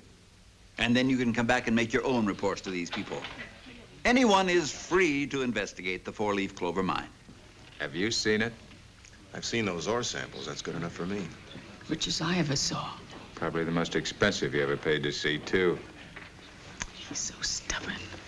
And now, Mrs. Selby will tell you how you may share in our good fortune. As with most husbands, I leave business matters to my wife. As you know, the Attorney General of this state has authorized us to sell stock at $10 per share. Now, you may buy only one share if you choose. And for those of you who wish to purchase stock tonight, I'll be at this table to serve you. Thank you. My dear. Thanks, dear.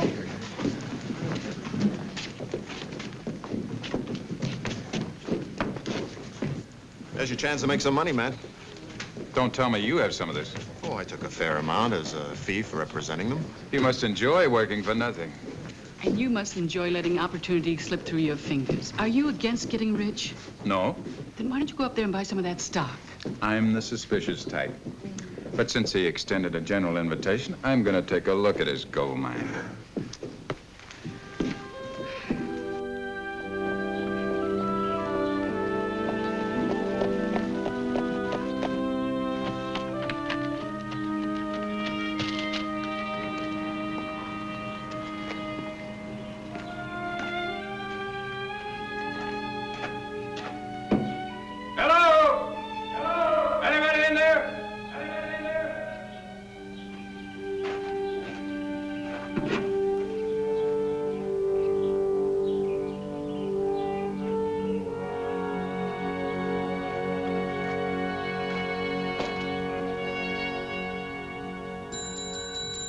Come in.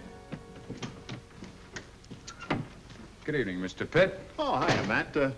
What's the book for? Directions on how to use a shotgun? Where's your client? Well, the law business is not exactly booming, but I do have more than one client. Troy Selby. Oh, he's at Ward Hall tonight. Most of the stock has been sold, so I imagine this is the last of the regular meetings. I guarantee that. Would you like to come along and see me show him up for the fraud he really is? Matt, I'm warning you. I've got proof. You better have. In spades. I have. In gold spades. So, like I said, the 5 of us that went out and seen the mine are more than satisfied there's gold to be had there.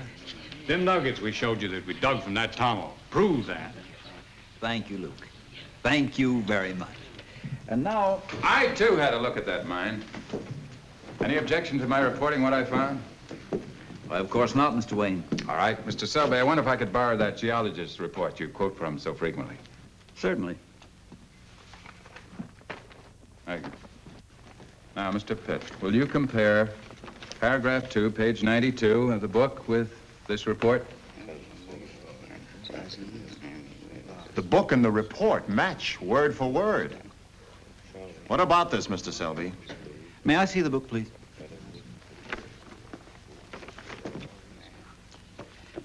The geologist I engaged to examine the mine might well have referred to this textbook when preparing his report to me. Maybe. Well, that's a whale of a coincidence, don't you think? Oh, I don't know. The geologist I engaged is a Mr. E.W. Green, who is also the author of this book. Now, I think it's highly logical that he might have referred to his own work when choosing the words for his report to me. Do you people know how a mine is salted to make it appear rich? I've seen a few salted claims with dust and nuggets sprinkled around, but let me tell you something, Marshal. We had to dig them sample nuggets out of the tunnel wall at the four-leaf clover mine, pry them out. I know that, Luke.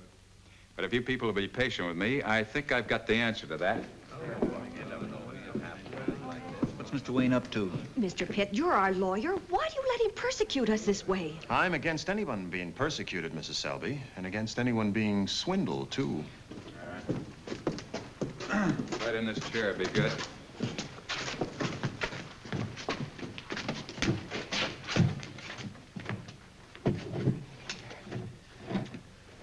Thanks. Now, ladies and gentlemen, these nuggets were cut from $5 gold pieces and then melted. Now, could I have that shotgun? The next step is, thank you. The nuggets are dropped down the barrel of this loaded shotgun, like that. And then when fired into a rock or the wall of a mine tunnel, you have nice rich ore to show the suckers. Stand back, men. Ladies and gentlemen, this is soft rock, but watch yourselves.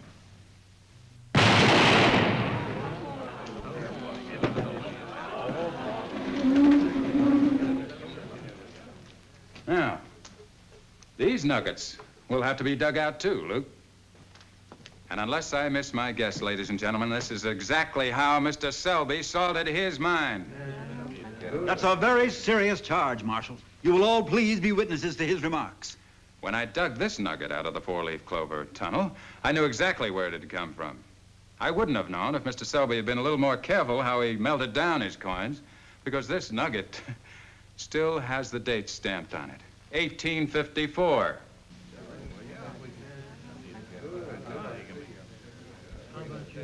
What about it, Selby? The Marshal says he took that nugget from my mine. Was anyone with you at the time, Marshal? Do you have any witnesses who saw you take that nugget out of there? But there were 5 of you who took nuggets out of the mine. 5 of you together, each able to testify as to what you found. Either confirm or deny the richness of the ore. That's right. Just a minute, Mr. Selby. One thing I do know about Matt Wayne, he isn't a liar.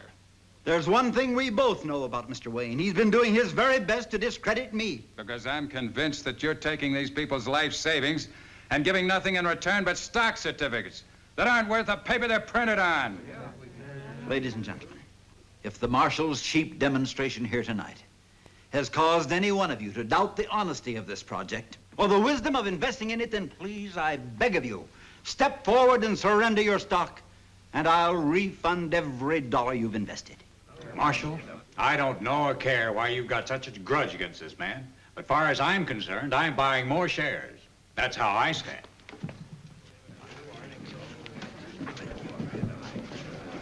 When am I going to learn that the lawman hasn't been born yet who can defend people against their own stupidity?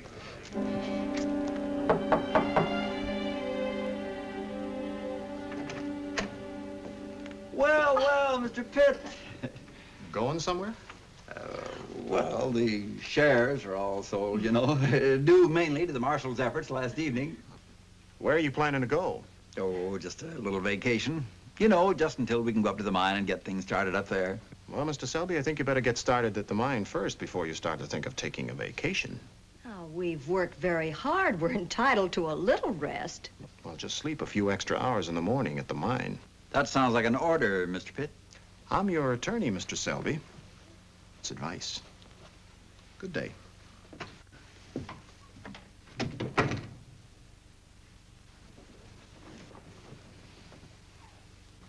Nobody, not Pitt, nor Wayne, nor anybody tells me what to do. Get on with your packing. We're gonna get out of here.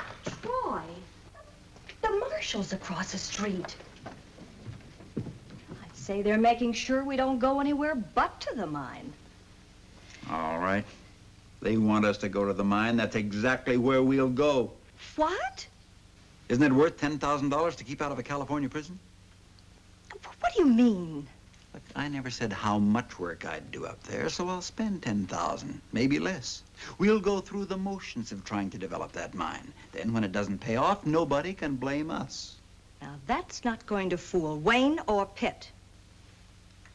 I'll invite them up to the mine to pay us a little visit. Just to see how things are going, you know, in a week or two.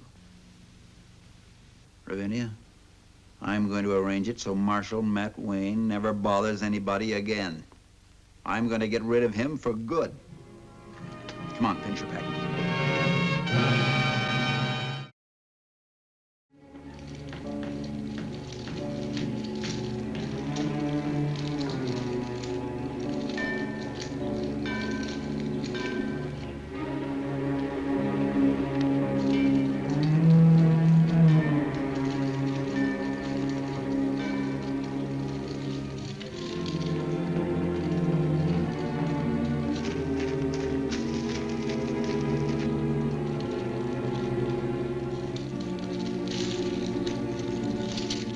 Salem! Where are you going? Gotta get some more spikes, ma'am. I'll get them for you. Where are they? They're over by the toolbox. I said I'll get them. Now, you stay and help Mr. Weaver inside there.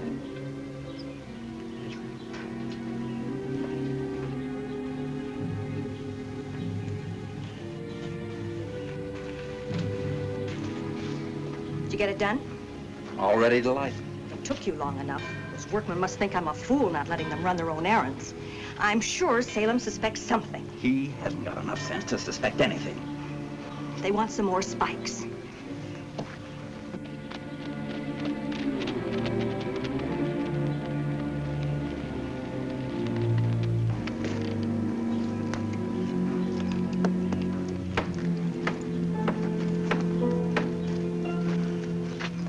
Looks like things are really underway. Better than when you saw it, huh? A little. Hello, Mr. Pitt. Well, hello. Marshal Wayne. Where's Mr. Selby, ma'am? Troy! Well. Delighted to see you, Mr. Pitt. How do? And even you, Marshal Wayne. Thank you for coming up. Got any ore out of that mine yet? Not yet, not yet. We have to brace up the shorings in there first so it'll be safe to work. How about some lunch? I expect you could eat. Well, it was a long ride. I think we could manage. Good. We'll show you around after lunch. You can wash up right over there. All right. I'll just help Ravinia.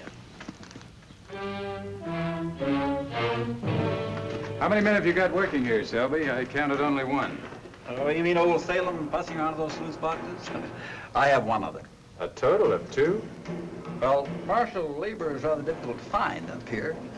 And aside from that, until we get this tunnel braced, there's no work for more than 2, plus myself. Say, what's that hammering in there? Oh, that's Weaver, the other working man. He's putting in those shoring timbers. Well, Mr. Pitt, do you want to see what you own stock in? I sure do. I've never been in a mine before. Gentlemen?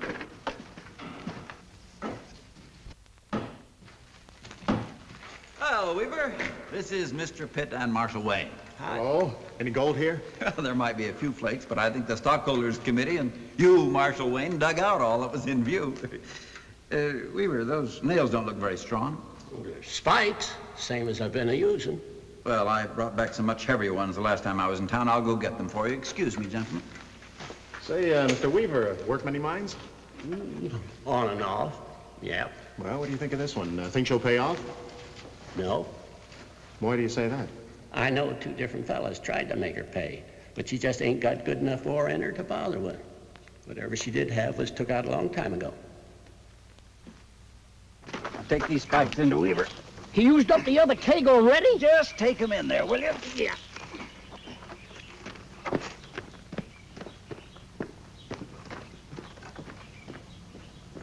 Are they still in the mine? Another 2 minutes and all 4 of them will be in there. Troy, you... We can't afford any witnesses. Now, you know the plan. After the accident, you ride for help to dig them out. Now, there's not a thing to worry about. It's foolproof. But what about the nuggets that people found in here a few weeks ago? Dug them right out of these walls. Probably solid in with a shotgun.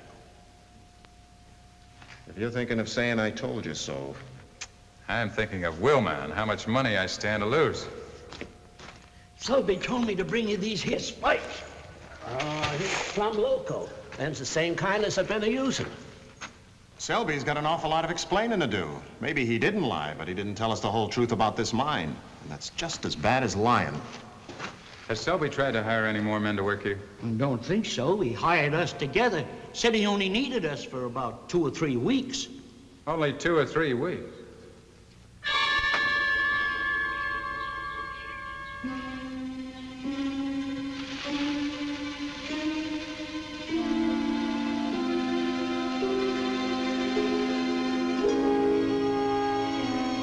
Hey, Selby, I want to talk to you.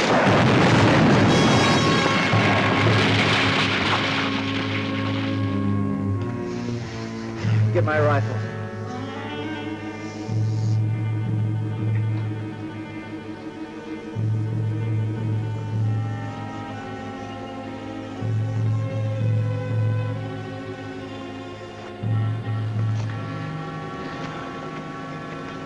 What happened?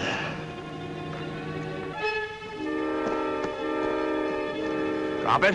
Shoot from there! Drop it before I blow your husband's head off.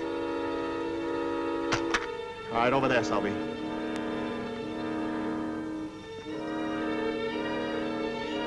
It was Salem did it. He's been trying to get rid of us all along. Both of you, grab some shovels and start clearing that out. Come on.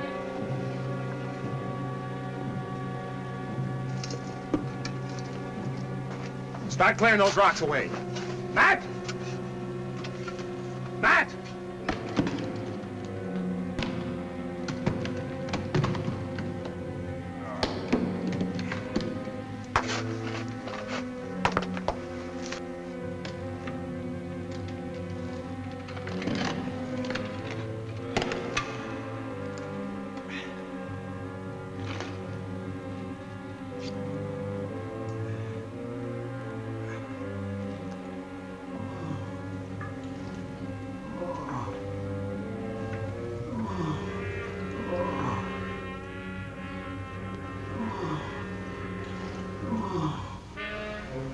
Hang on.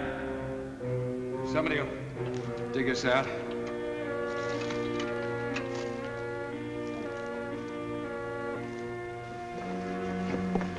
Matt, can you hear me? Hurry up! Hurry It's alive. Come on, clear it out. Hang on, Matt. We'll get you out of here. Go get their horses. I'll finish him off. Troy!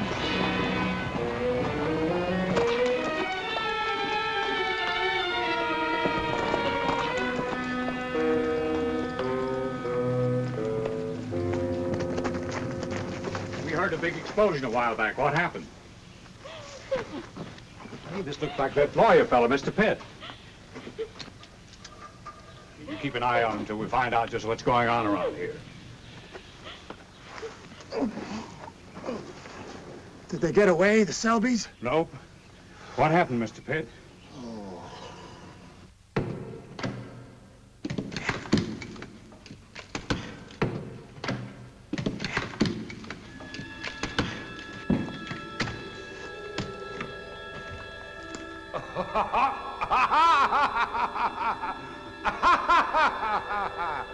What's so funny, mister?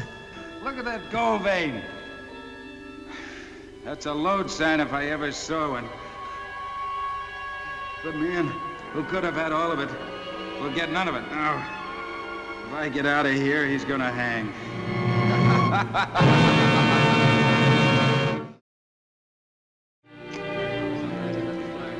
$2 cigars, all the champagne I want. Ah, I'm telling you, this gold strike is really changing my world. And it's going to add a few inches to your bay window, too. Cheers. You know, it's your fault that I didn't even buy more shares in the four-leaf clover mine than I did. Oh, yes? Well, have you considered that if Selby hadn't tried to kill me, and you got me out of that mine in time, neither of you would know how much that mine is really worth? Well, that's true. So what? So why don't your consciences bother you enough to cut me into a little of that swag? Well, Matt, the way I see it, you're not now enjoying the profits that are coming to Wilma and to me because you have a suspicious nature. And I'm terribly fond of you, Matt. But when it comes to money... A couple of real friends. Cheers, Marshal Wayne. Next time, don't have a suspicious nature. Just be a little naive. Pays. California. Oh, I've traveled here, I've traveled there. I guess I've been most everywhere. But I like where I am today, and here is where I'll stay. Now, one thing I just can't endure is being broke and being poor. So I come west to take the cure, and here is where I'll stay. I've come to California, California. There's gold in them there hills in California. I've come to live where life is best, in the Golden West. I'm gonna strike it rich in California, California, California. There's gold in them there hills in California.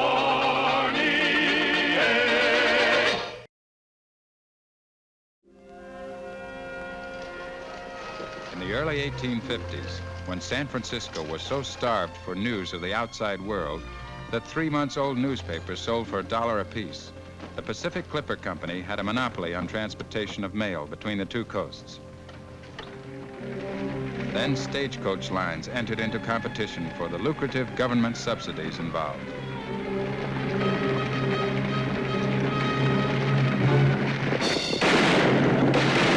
War was declared between the two means of communication.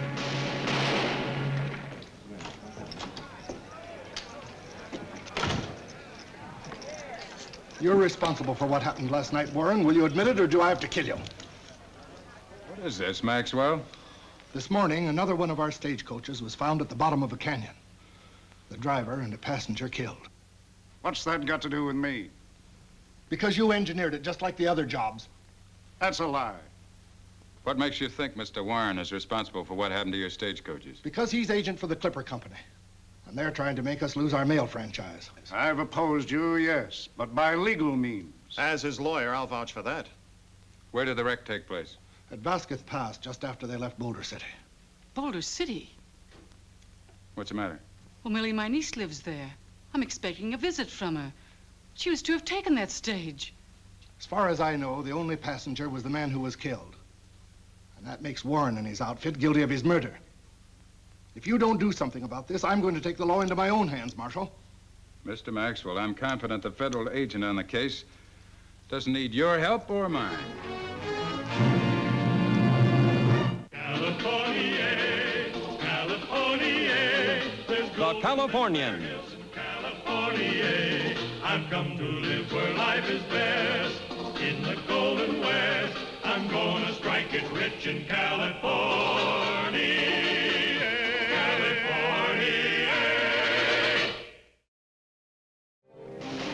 During the next 10 days, 3 more stagecoaches were wrecked.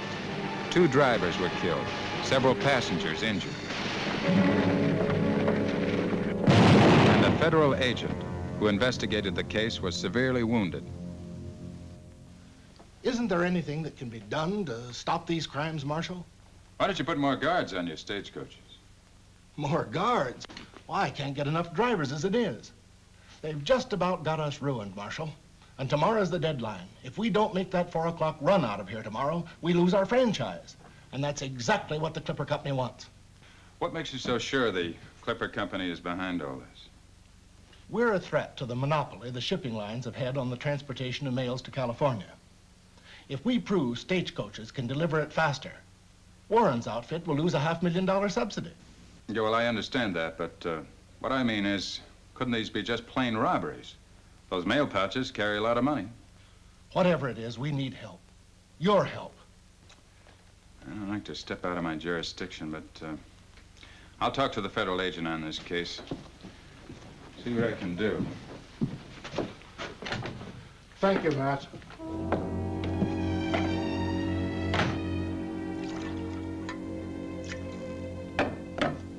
Andy, could you identify the man who shot you? I don't think so, Matt. He was wearing a mask. How many deputies are working on this? Only 3, and I could use an army. Will you deputize me as your agent? Gladly. You and your whole police force. No. This is... I want to handle this by myself. Well, you can be my deputy as long as you want to, Matt. Raise your right hand, I'll swear you in.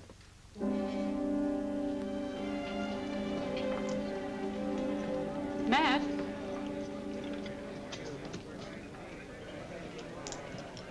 My niece was definitely on that stage that was wrecked out of Boulder City. How do you know? A friend of mine just rode in town, said he saw her get on that stage 10 days ago. She hasn't been heard of since.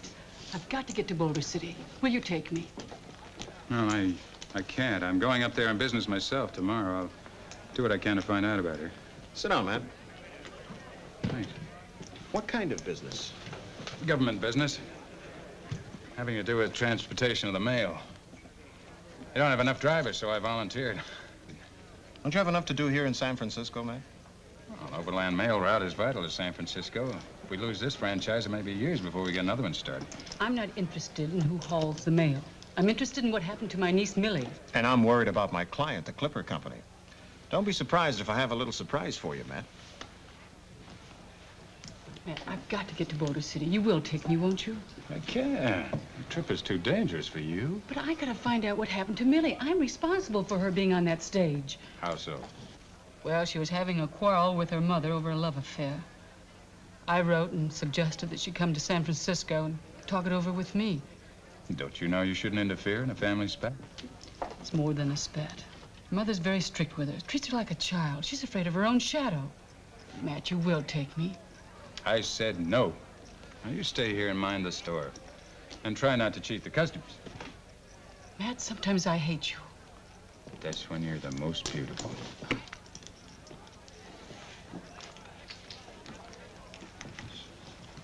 I didn't mean to steal.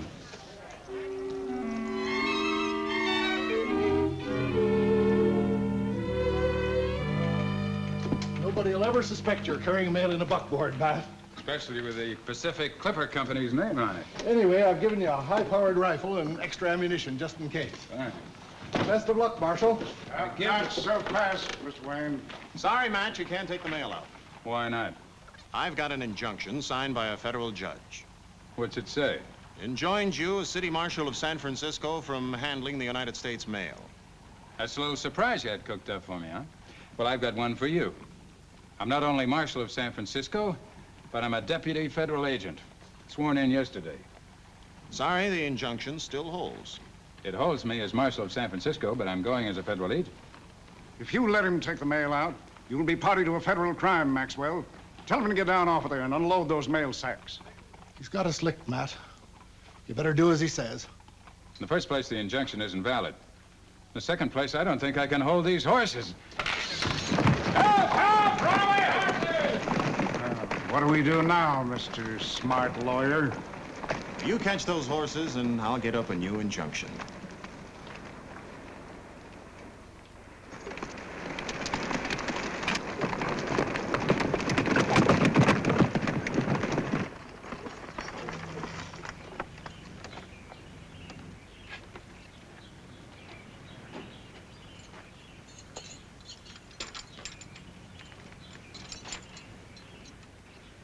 Do you have to go so doggone fast? Well, this is where you get off. I'm going to find out what happened to Millie. Besides, you don't want people to know that you're carrying the mail. And if I sit beside you, people will think that we're just man and wife going somewhere. You don't mind my just appearing to be your wife, do you, Matt? I ought to break your neck. Get up here!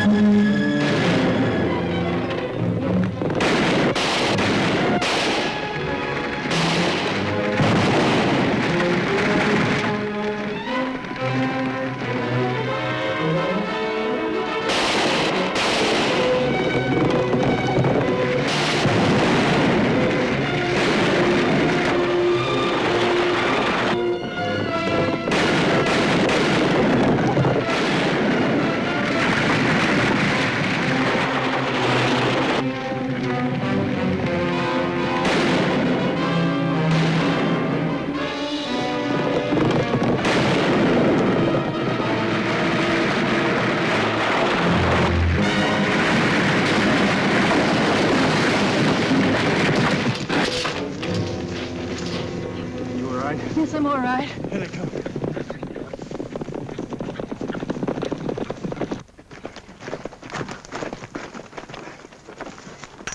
Don't follow. Let him go. Marshall's worth a lot more to me alive than dead. How do you know you can find him? He's got a woman with him. I'll have to find some place to stay. My shack's the only place around here for miles. Pete, go to work.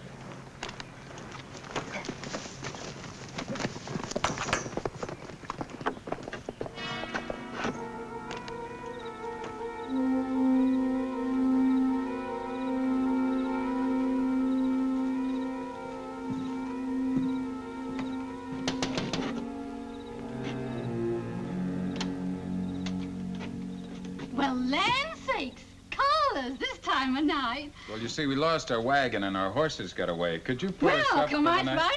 on in. Oh, you're sure enough welcome, folks. I was scared. Heard shots and figured bandits were on the loose. Well, I see you lost your gun, mister. My, what goings on. Millie? Millie! We got company. Millie! Oh, Millie!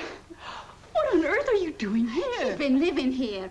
Oh, tain't much for a lady like her, but a little roughing it never hurt nobody, says I. I heard you were on the stage that was wrecked. Well, she was, but she jumped. She jumped off. She was hurt. My son Tom found her, brought her here. He's like that. Used to find stray kittens and hurt birds and bring them in and ask me to take care of them. Really, you haven't said anything. Are you all right? Well, of course I'm all right. I've been caring for her like a bird with a busted wing. She is kind of bird-like, ain't she? Millie, I've been terribly worried about you. Well, I'm sorry, Aunt Wilma, but I couldn't send word. Why didn't you go home? We ain't ready to tell our little secret yet, are we, Millie, dear? No, Mrs. Quinn, we aren't.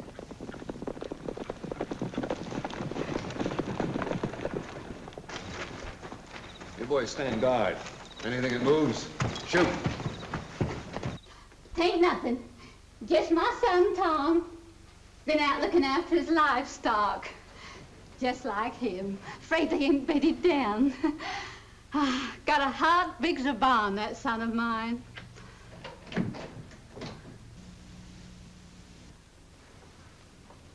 Tom, these folks just come in looking for shelter. Well, they're sure welcome. They're friends of Millie's. Well, that makes them double welcome. Make yourselves to home, folks. That's my Tom for you. Give you the shirt off on his back. I sure would, Marshal Wayne.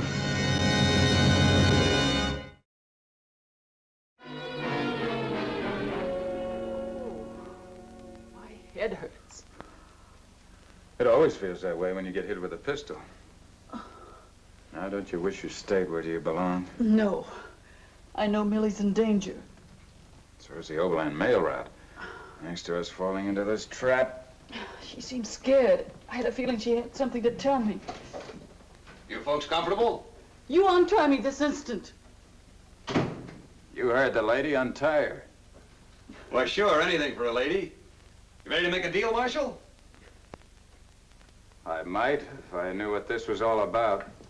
Well, you're kind of stupid, aren't you, Marshal? You mean you haven't figured out that it's me and my boys have been wrecking those stages? You're kind of stupid, too. Haven't you figured out that you're government business now? The government has a long arm and it never sleeps. I knew what I was getting into, but there was a lot of money in it. And I'm picking up the biggest chunk tonight. I want to be able to spend that money without having to worry about lawmen like you. Now, you forget you ever saw me. You put the government on the wrong trail, and I'll let you and the lady go. I might consider that if you tell me who paid you to interfere with the U.S. mail. Whoever it was got word to you before we left San Francisco. If I tell on them, they'll turn right around and tell on me. Now, do you want to make a deal on my terms, or don't you? I'll think about it. Oh, please, Matt. While you're thinking it over, this rope is cutting me into slices. It's his fault you're uncomfortable, lady. I don't want to have to kill you, too. Especially the lady. She's Millie's kinfolk, and Millie wouldn't like it if I shot her aunt. What are you going to do with Millie? She's my ace. Now, if you're thinking of making a deal and then double-crossing me, you just remember that I'm taking Millie with me, Marshal. Have some chicken. Do you think he would kill us? If he has to. He can only hang once, so it's our lives or his. You will make a deal, won't you, Matt? Not if I can help it. What on earth are you doing? Going for a walk.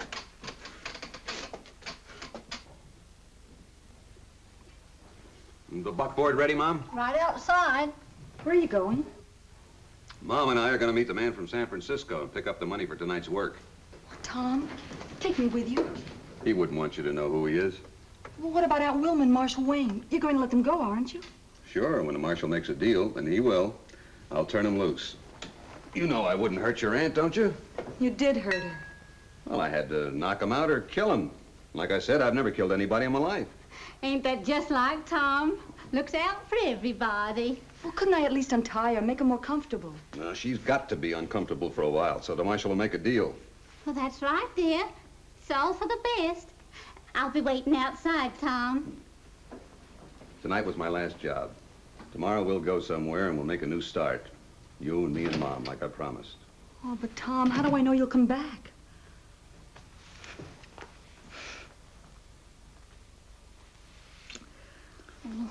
That's how you know. The only thing that can stand in the way of our plans is Marshal Wayne. You won't need this, but if you do, you use it.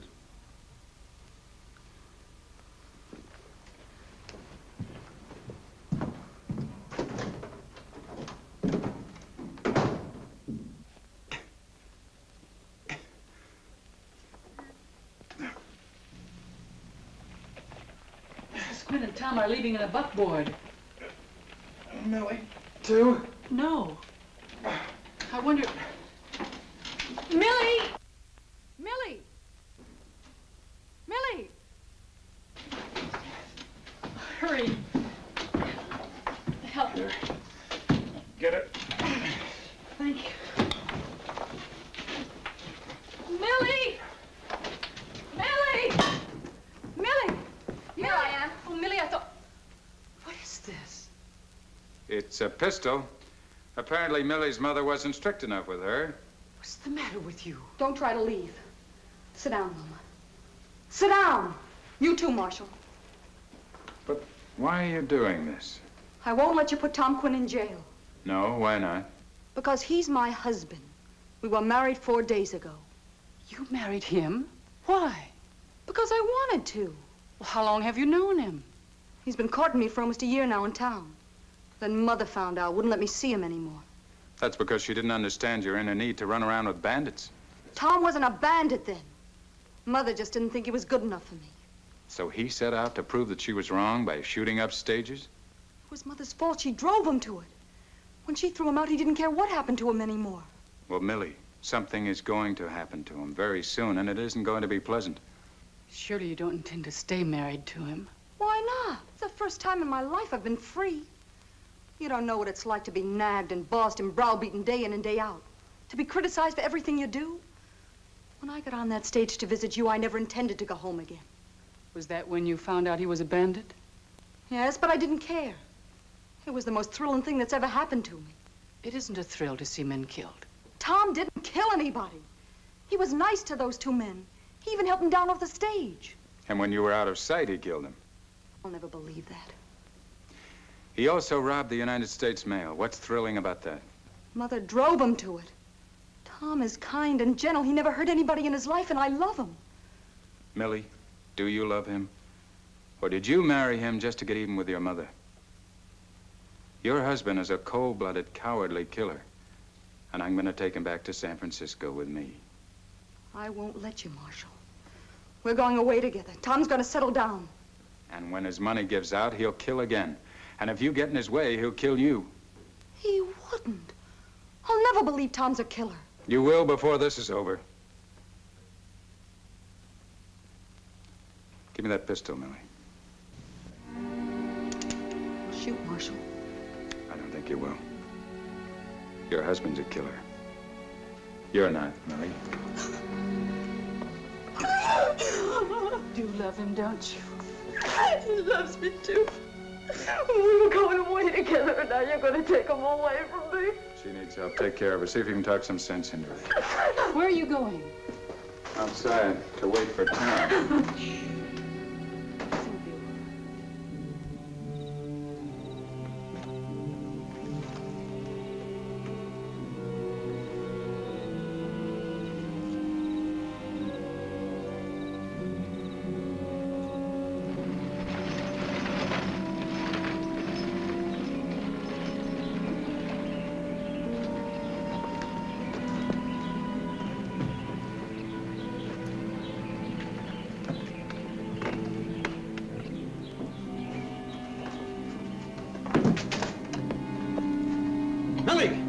Where's Marshal Wayne and your aunt?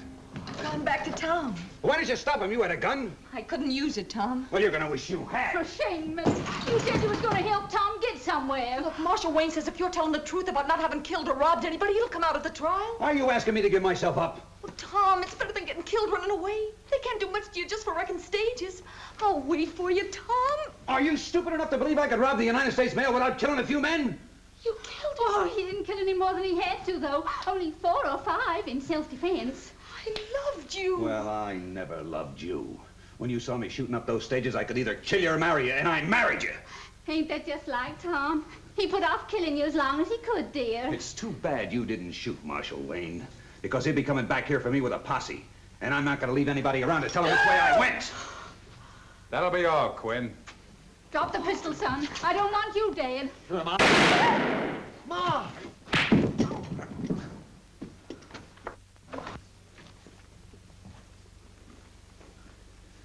Who's behind this, Mrs. Quinn? Who's been paying your son to wreck the mail coaches? You could have killed Tom Marshall, but you didn't. Thanks.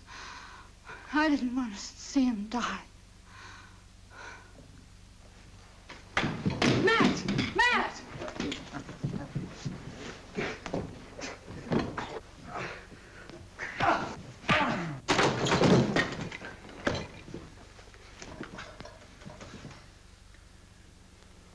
Tom, your mother's dead, and you're at the end of your rope. Who am I looking for? Who hired you? Tom. When they hired you, they killed your mother. You pulled the trigger, but they killed her. Are you going to pay for it all alone, or are you going to take them with you?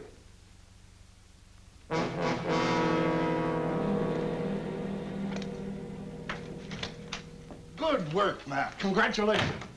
For what? Well, you caught the men responsible for wrecking our stagecoaches, didn't you? Not the ones responsible. Just the ones who carried out the orders. Too bad they wouldn't talk. Why'd you send for Mr. Warren, Matt? Oh, I thought he'd like to know how things turned out. Well, just how did things turn out? 3 of your hired killers confessed that you paid them to force the stage lines out of business. They lied. I knew it. I knew it was him all the time, Marshal. But of course you did. Seeing as you were in on the deal. Why, that's utter nonsense. You were partners from the start.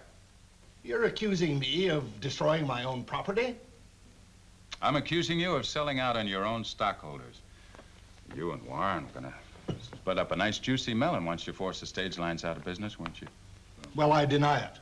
On what grounds do you base those fantastic charges against my client? On the grounds that Mr. Maxwell didn't want me to take the mail out.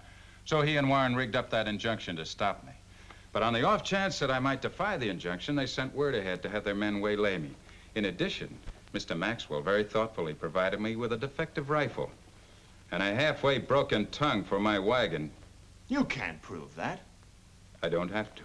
I have 3 signed confessions. Now, perhaps one of you gentlemen might volunteer to turn state's evidence? Yes, you bet I will. Oh, no, you won't.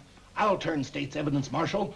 Warren forced me into it. He threatened to ruin me if I wouldn't. You're a liar. You came to me with the idea. Why, that's not so. You know it. You can't deny it.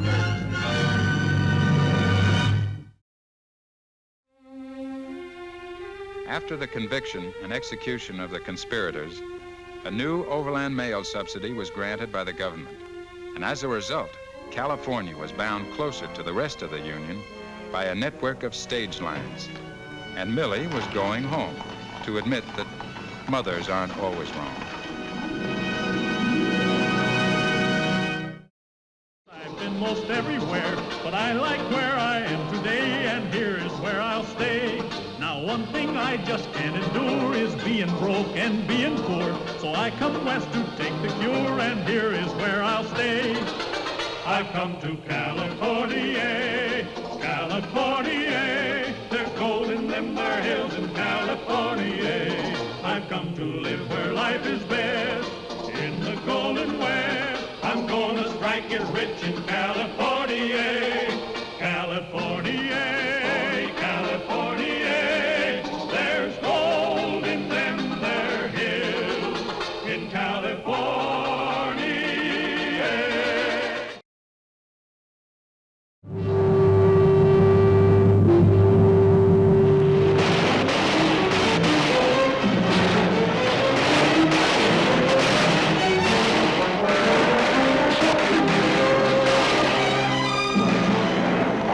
Notorious bandits operated in early California, but the most unusual and daring of all was the Englishman who called himself Sam Crawford. This historically unique road agent raided with impunity for more than a year, then suddenly dropped from sight. Nothing was heard of him for months until one night he came back to San Francisco.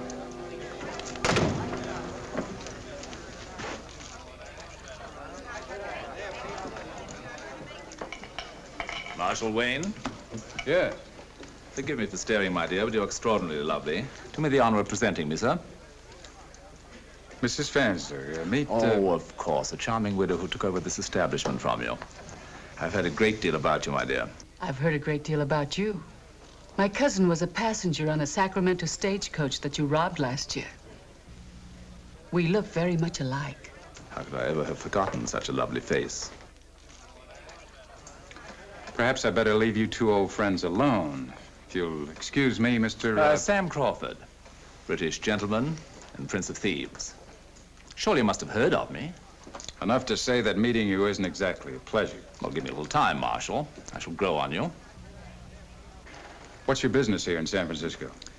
Will you forgive me, my dear, if we forego the pleasure of your company for just a little while? Of course. Excuse me? Well?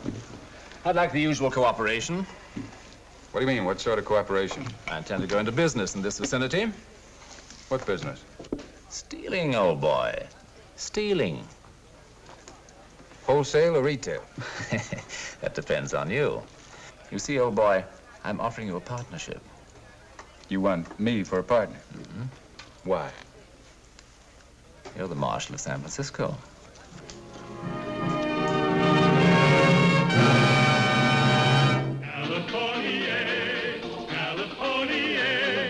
The Californians. California, I've come to live where life is best. In the Golden West, I'm gonna strike it rich in California. California. What makes you think the office of city marshal is for sale, old boy? If I may use the phrase. It always has been. There are several California law officers who retired in comfort because of me. And now you want to make me comfortable? But of course. Since you're no longer in the gambling business, how else would you make both ends meet? That's a good question. And here's an extremely good answer. $500 in gold. That's a pretty low price to pay for a license to steal. I can see you don't know the ropes, old boy. This is merely evidence of good faith. Pretty slim evidence. In addition, you get 1/10 of the profits. You're speaking in a whisper, Mr. Crawford. Shall we say 1/4? I still can't hear you. Oh, we're both gentlemen, Marshal. 1/3 of the profits. Now I can hear you. We understand each other? I think we do. That's capital. You won't let me down. I should say not. Now, if you'll excuse me.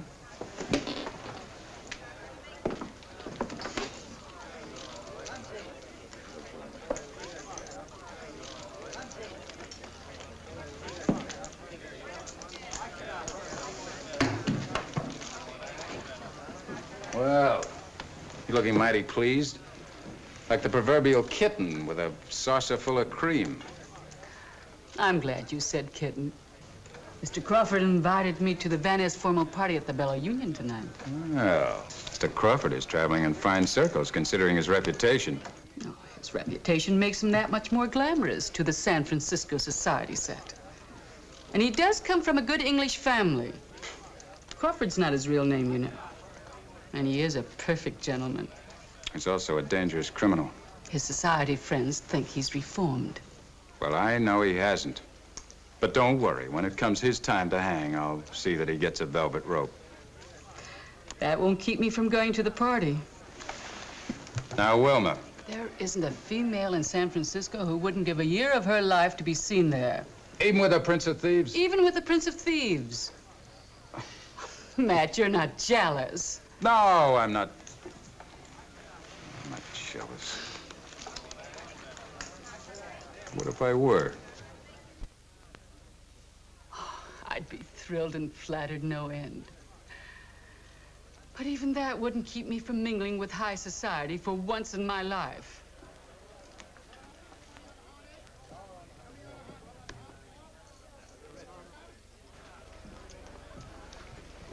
Look, Matt, you're asking me for free legal advice. Well, it's good for your law practice. You said yourself, the more people I put in jail, the more money you make getting them out. Now tell me, can I make a charge of attempted bribery stick against this Crawford? Not a chance. Not one witness to what he said. Could be a case of just your word against his. Well, won't the court take his past into consideration? Back east, he has a record as a safecracker, jewel thief. Hold up, man. Here in California, he's pulled off a number of armed robberies. Do you have any proof about that? No, but it's general knowledge. I want to put that man in jail before he starts up here again. Why don't you play along with him until you can trap him committing a crime? Somebody might get hurt. Well, why don't you take this to the district attorney? I don't trust him. Well, then I think your best bet would be to ask Judge Blair for a warrant letting you hold Mr. Crawford incommunicado for the grand jury. That'll keep him out of action for a time being, at least. Mr. Pitt, thank you. I'm going to give you all my legal business from now on. At the same rates, of course.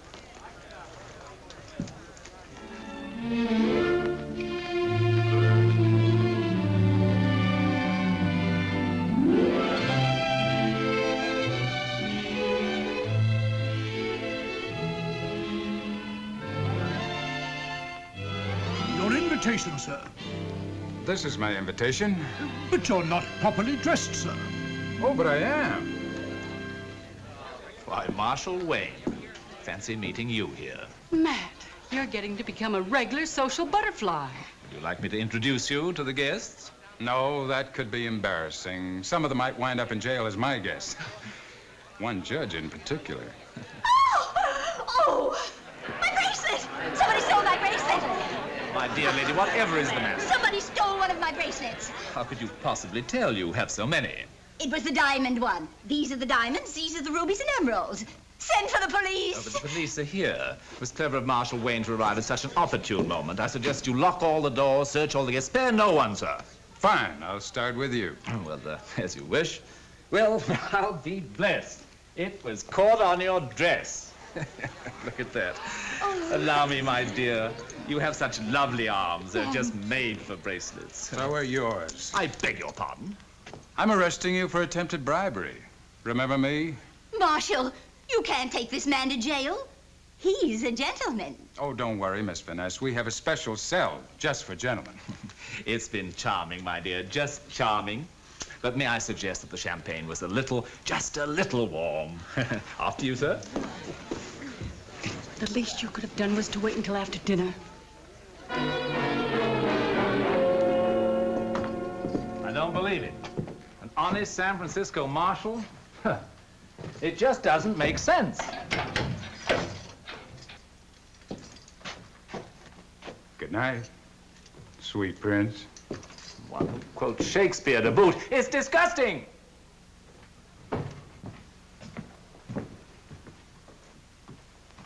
I sent word to you the marshal had a warrant. Why didn't you skip town?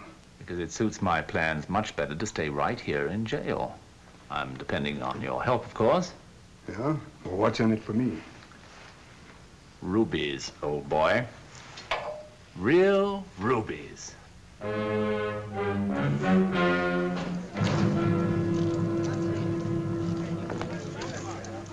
Say, Matt, I had a long talk with Sam Crawford this afternoon about his alleged attempt to bribe you.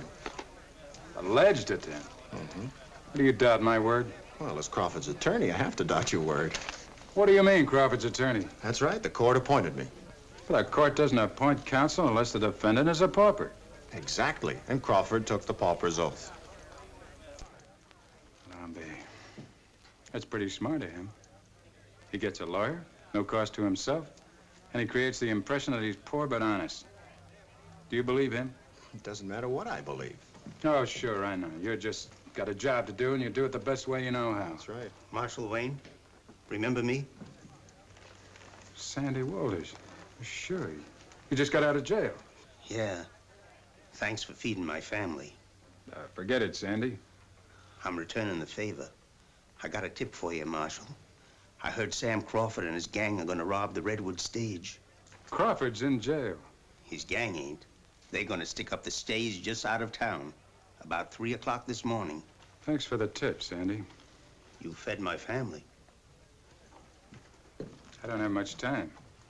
Say, Matt, you gonna run down that kind of a tip? I have to.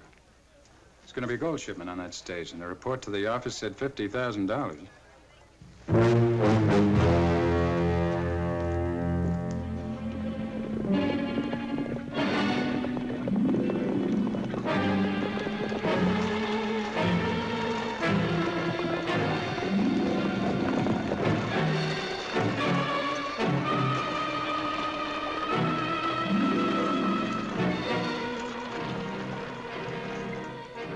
Gentlemen, please don't reach for your weapons. You're surrounded.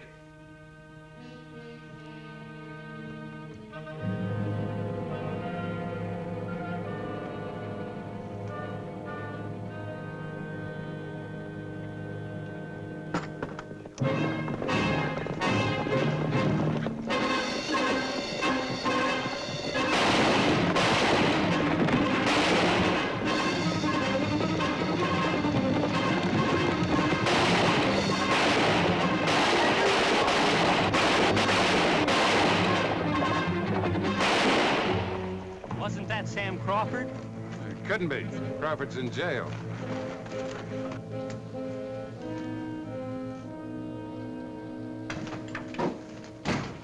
What is this, Marshal Wayne? Is that the bank shipment in gold? That's right, Sheriff. The stage was held up, but we drove the bandits off before they could get the box. Thanks, Marshal. The city can be proud of you. Lead?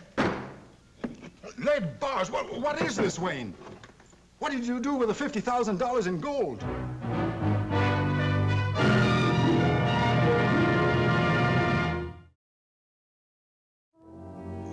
He's had his limit. Tell him no. Don't look so worried, Matt. Now, who'd believe that you actually stole that money? Oh, not many. Only about 2/3 of San Francisco. What could have happened? Whatever it was engineered by your Prince Charming. He's not my Prince Charming, but he is charming. And in spite of everything, he is a gentleman. Well, if stealing is a qualification for being a gentleman, I've got a jail full of gentlemen. Well, I'm sure it won't bother him, because Sam believes that a gentleman is at home anywhere, drinking out of a tin can with a beachcomber or using the proper fork at a banquet. His manners are always beyond reproach. Manners. Is that all there is to being a gentleman? No. Sam also says that a gentleman may break every law on the books, but with a lady, he'd never violate his code of honor. We'll have to find out more about this code. I wonder what the gentleman and his defense counsel have in store for me tomorrow. You're the accuser. What could they do to you? I don't know yet. I haven't looked up Jeremy's sleeve. You met Sam Crawford at the El Dorado Club. Now, according to you, Marshal, what happened next? Then he placed $500 in gold on the table. Well, you agreed to a deal? I was leading him on. Well, then you agreed to go along with Mr. Crawford. My purpose was to try and let Mr. Crawford incriminate himself. What your purpose was is irrelevant. The fact is that you did agree to a deal, isn't that so? That is not so. I put him in jail for attempting to bribe me. Marshal, do you expect the grand jury to believe that story? That a gentleman like Mr. Sam Crawford would actually approach an officer of the law and announce ahead of time his intentions of committing crimes? My record ought to mean something. Why wouldn't they believe me? Well, just because it doesn't make any sense. Well, that's all. Thank you, Marshal. Mr. Crawford, please. How dare you impugn the motives of a British gentleman? I don't see a British gentleman, but I do know a thief. Mr. Crawford, you've been sworn as a witness before this grand jury. Are you aware of the laws concerning perjury? I am, sir. I wonder if Mr. Wayne is. Well, that's irrelevant, Mr. Crawford.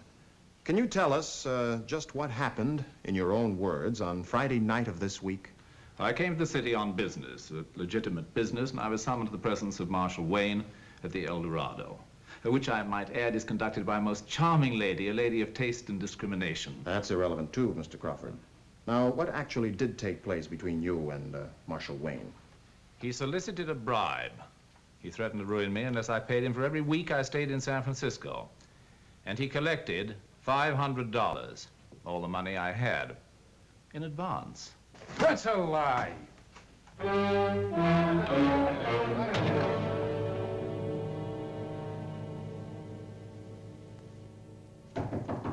Come in.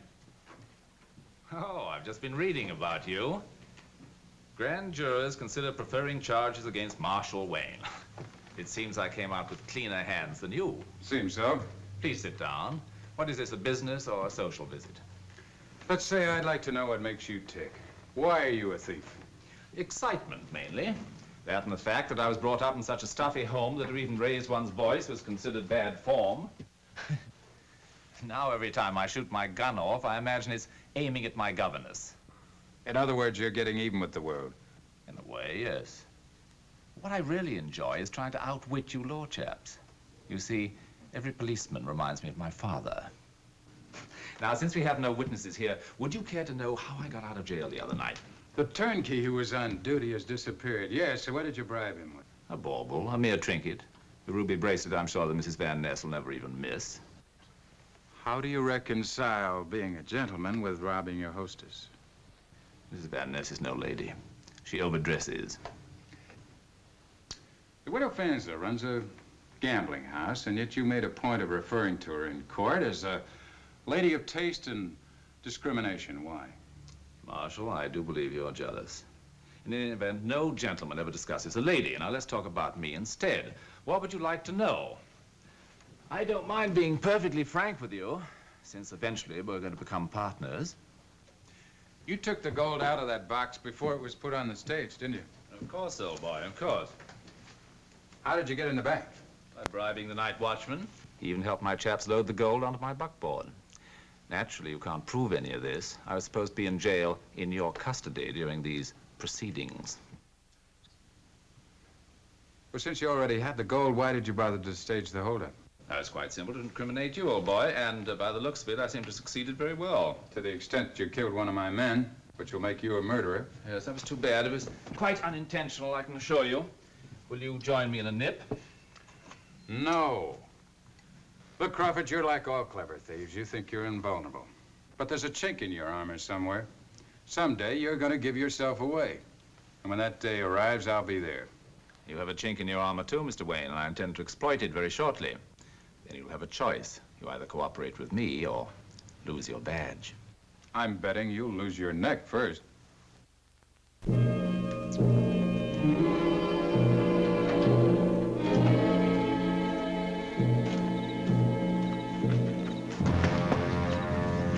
So, you were returning me a favor, huh? Why didn't you tell me Crawford was going to frame me? I didn't know nothing about that. I just done what he told me. What else did he tell you to do? Nothing, Marshal, so help me. All right. You're a member of his gang. You're under arrest. I ain't in his gang, Marshal. He just hires me for odd jobs. I know nothing about his gang. You must know something. I know where some of that stolen gold is. I don't believe you. You're going to jail. Come with me, Marshal. I'll show you I'm telling the truth.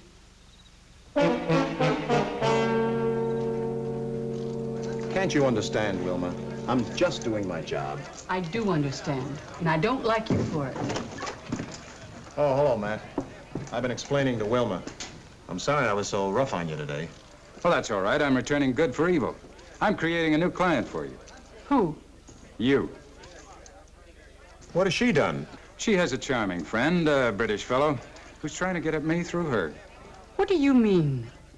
I just found $10,000 in stolen gold. The stagecoach robbery. Where? Why don't you try guessing where your gentleman friend might have left it?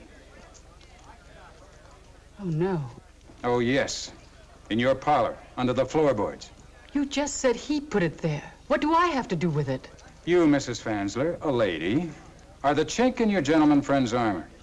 I don't know what you're talking about. Well, maybe you'll understand this. I'm arresting you on suspicion of being his accomplice.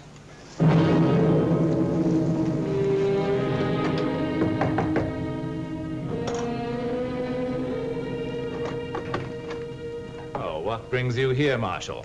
The gold you hid on Mrs. Fansler's premises. It does put you on the horns of a dilemma, doesn't it? Indeed it does. If you reveal where you found the gold, it does irreparable harm to the lady's name, doesn't it? Yes, it does. On the other hand, if you claim to have found the gold in another locality, someone might tip off your political enemies as the true facts. That's a possibility. So the only thing you can do is to keep the money, isn't it? And if I do that, you'll own and operate me, won't you? I told you I was deucedly clever. But not deucedly clever enough. Did you expect me to arrest Mrs. Fansler? Well, you're a gentleman, Wayne. You wouldn't do a thing like that. That's where you're wrong. She's in jail. You're joking, of course. My job was at stake. Surely you wouldn't sacrifice a lady to save your badge. Badges are hard to come by. But you know full well it was I who placed the gold on Mrs. Fansler's premises. Will you testify to that in court? One gentleman doesn't present another with such an alternative, Marshal. Well, unlike you, I don't pretend to be a gentleman. What was it you said to Mrs. Vansler? A gentleman might break every law in the books, but where a lady's concerned, he always remains true to his code. Court convenes at 10 o'clock tomorrow.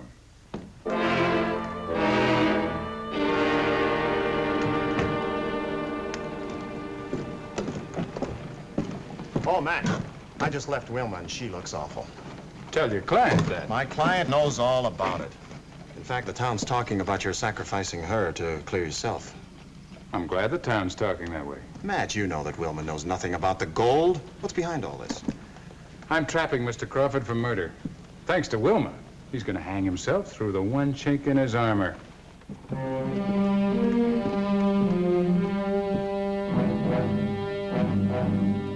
Matt, whatever you've got on your mind won't come off. It's too late.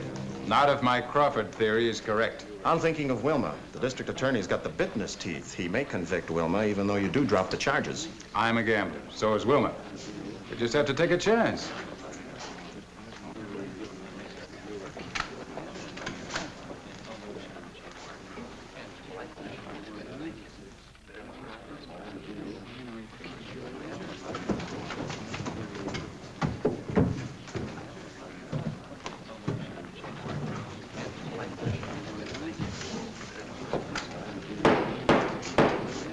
This court will now come to order.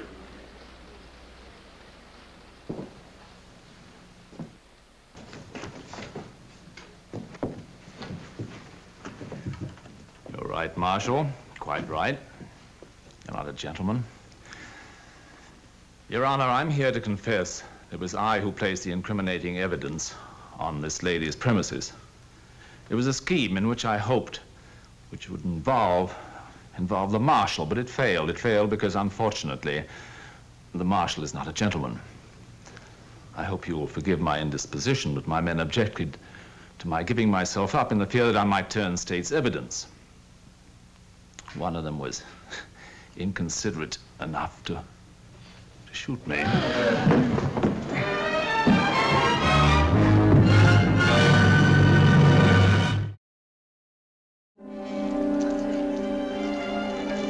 Before he was convicted, Crawford exonerated Mrs. Vansler and cleared Marshal Wayne of bribery charges. Now that it's all over, I'm still angry with you, Matt. A little bit. I could have been convicted. Oh, not at all. The man who helped Crawford plant the gold at your place was in jail, ready to testify. Why didn't you tell me what you were up to? I was really frightened. Well, you had to be, to make Crawford really believe you were on your way to prison. I'd say that was a pretty risky gamble. Well, I'm a gambler. I gambled that he'd turn out to be what he claimed he was, a gentleman. I guess he was. Too much of a gentleman to leave a fair lady in distress.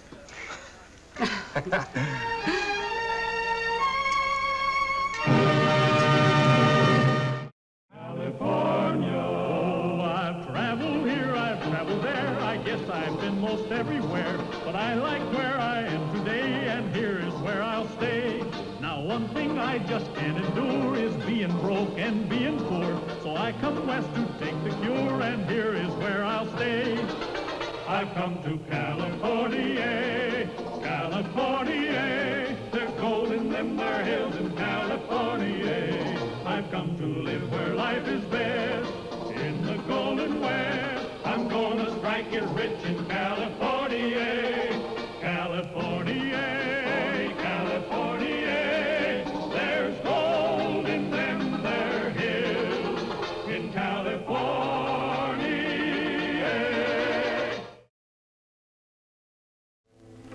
The 49ers were not the first Americans to come to California. Many others had preceded them. Some had intermarried with the Mexicans they found there. The Spanish word for their offspring was mestizos, but to the rough, tough gold seekers, their offspring were called half-breeds, a term of contempt.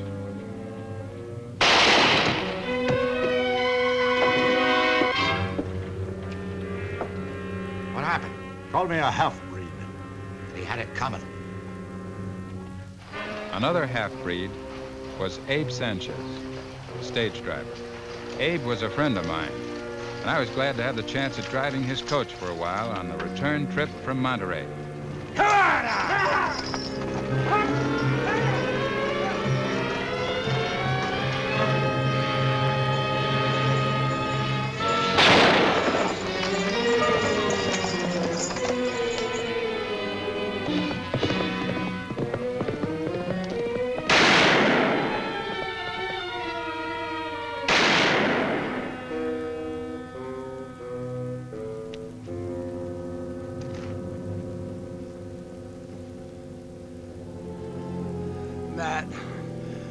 my father, Stuart Sanchez. Give him this. Hangtown, El Dorado County. Thanks, Matt, for every...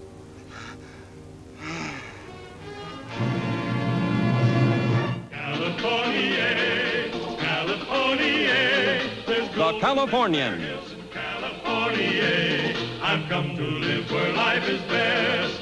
In the Golden West, I'm gonna strike it rich in California.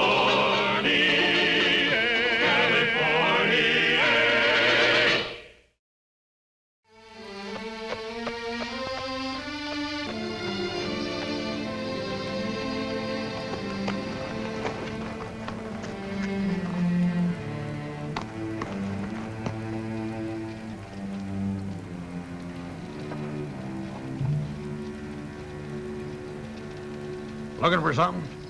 Yes, a hotel. This here's a hotel. Your hotel? Did he say it was? This here's Big O Jessup. I'm Wes Neely. Howdy. You never heard them names before? Can't say as I have.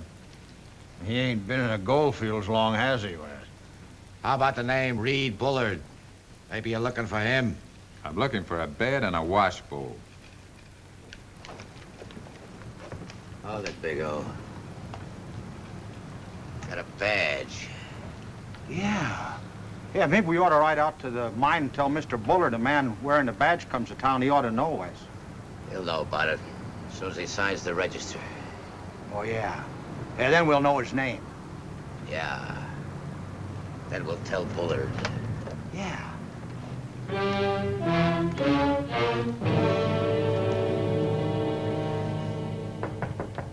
Come in.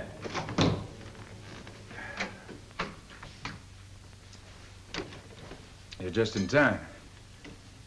Thank you very much. What's the matter? People around here don't say thanks. Why not? My name is Florita Bowen. Glad to know you, Miss Bowen. Did you get me a shirt out of that bag?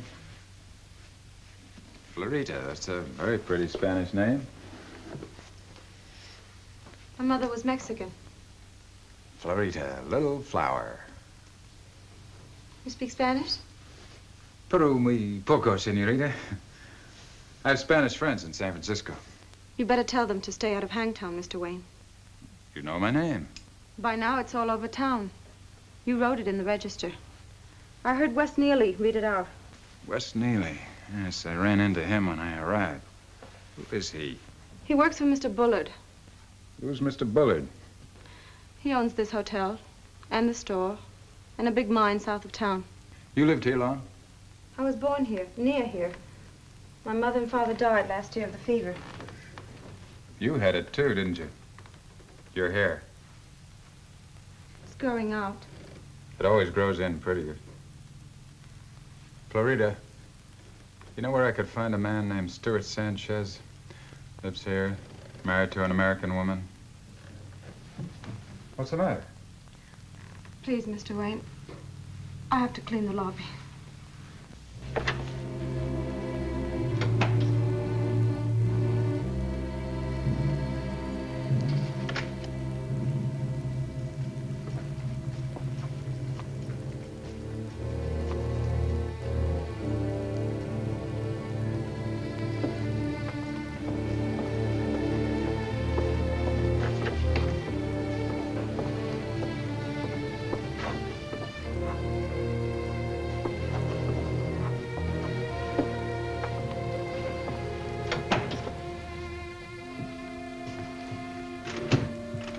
Howdy.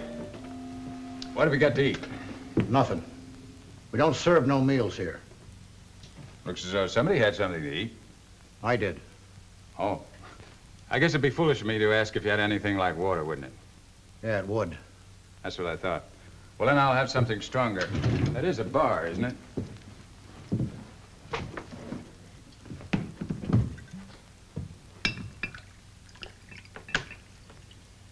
You.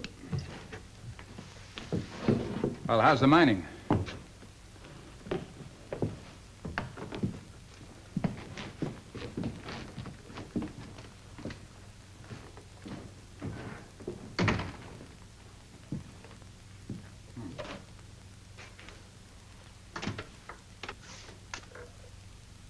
Hello, Elmer?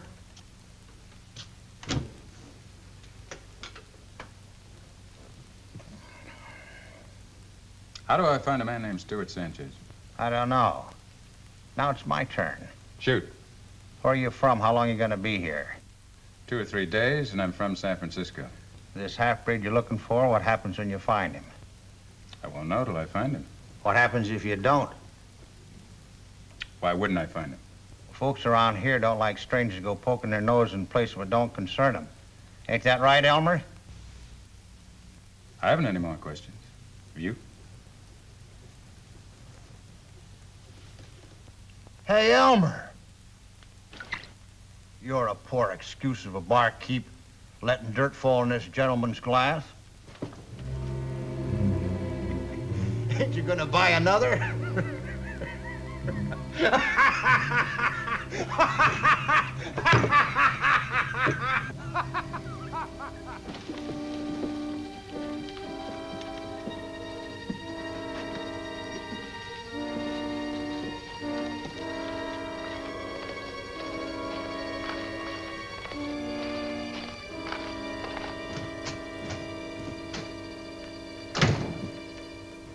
The sheriff of Hangtown. I wear the badge. Oh, so do I. I'm sorry, Sheriff. There's something about your town I don't understand. I'm Matt Wayne, Marshal of San Francisco. I know you. I wonder if you could give me a little information. About what? Well, a man named Stuart Sanchez. Any idea where I can find him? Old Stu Sanchez? Why, he moved away. When? Oh, 6, 7 months ago. Any idea where he moved to? No, I don't. He moved when all of them moved. All of them? Yeah, all them Mexicans and half-breeds was run out of town with the Law and Order Committee. Were they minors, these Mexicans? Some of them. Who got their claims? Well, Americans, of course. Some of the claims wasn't even registered. Then there was illegal. Oh, yeah, of course. Well, what's the matter? They're foreigners, ain't they? This ain't the only town it happened in. California's a part of America now, ain't it? That's right, mister, and they're as American as we are. They were born here. Anyway, Sheriff, maybe you can tell me where Sanchez used to live. Now, what good did that do? There's nobody there now. I want to ride out and have a look. Well, it's just an empty shack. Where is it, Sheriff? I see you're dead set on knowing, ain't you? Well, he had a little claim out south of town. Claim? Who's working it? Well, nobody. The claim wasn't worth a nickel. Are you going to tell me where it is? All right, if you're dead set on knowing, again, I'll tell you that it's about 3 miles south of town. Thanks. Mr. Wayne, there's some folks that wouldn't like you nosing around out there. Who, for instance, Reed Bullard? You know him? I aim to.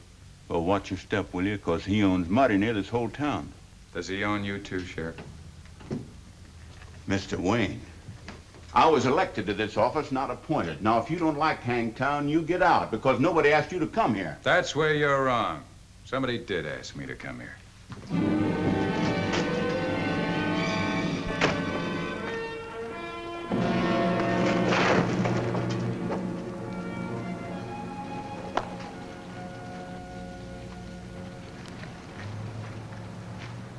Let's take the horses up. Marshal Wayne, my name's Reed Bullard. I think I owe you an apology. How so, Mr. Bullard?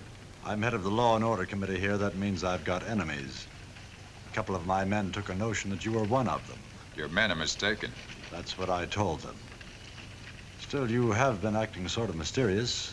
Nothing mysterious about it. I'm looking for a man named Stuart Sanchez. Old Stu Sanchez, the half-breed? You know him, then? Oh, everybody knew him.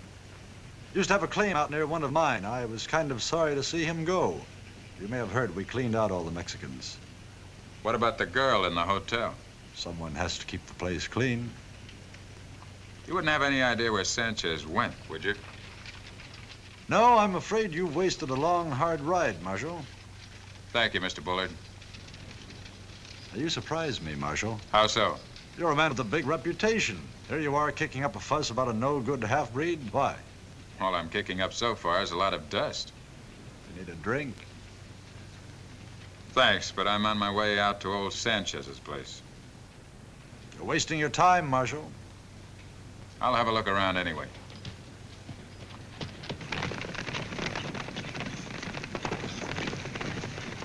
Wes!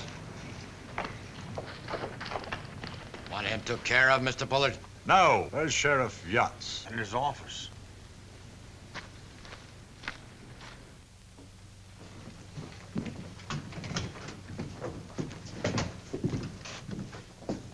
What did he ask you? He asked me where Stu Sanchez was. What did you tell him? Well, what could... You told him where Stu lived. Well, I had. He's a U.S. Marshal. Now listen, Yachts. This is my town. I've got my money invested here, and it's your job to protect it. If you want him took care of, Mr. Bullard... I told you no. I'm a mine owner and a businessman. I don't want any killings. Some things you don't settle with guns. Big O. Yeah, Mr. Bullard. You take care of him as soon as he comes back from Stu Sanchez's place. Use those big hands of yours on his eyes. Get him out of Hangtown, you know what I mean? You can do it, Big O.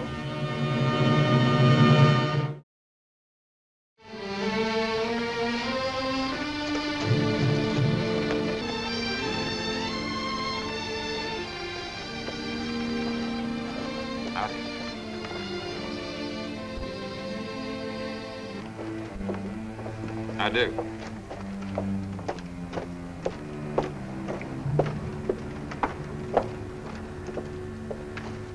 Florida, what's the matter with Hangtown, besides its name? The people. They're full of hate.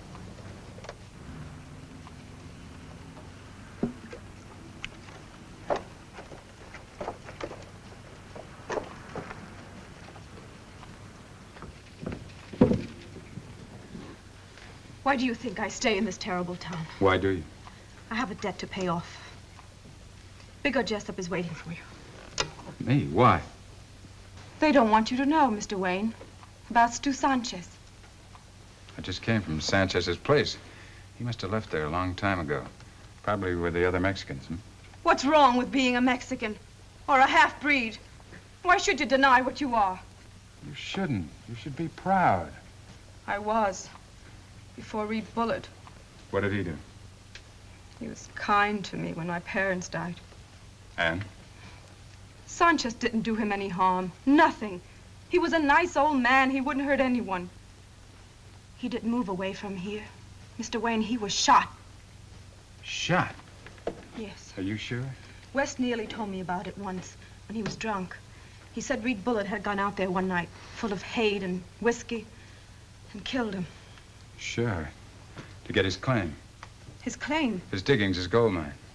Sanchez wasn't a miner. He raised goats. Well, why would Bullard want to kill him? He hates Mexicans. A lot of men hate other men, but they don't shoot them down in cold blood. Why would Bullard single out a goat herd like Sanchez? I don't know. Sanchez didn't leave town with the others? Oh, no, he was killed before that. 3 or 4 days before. I even know where he's buried. Will you take me out there? Yes. I hate this town. Why don't you leave? There are other towns. California's a big state. For a half-breed, Mexicans try to live by American law. Here it's Reed Bullard's law. This used to be a nice town. Now it's like it has the fever. It's changed. Maybe the town will change. It could. Not till it gets rid of Reed Bullard.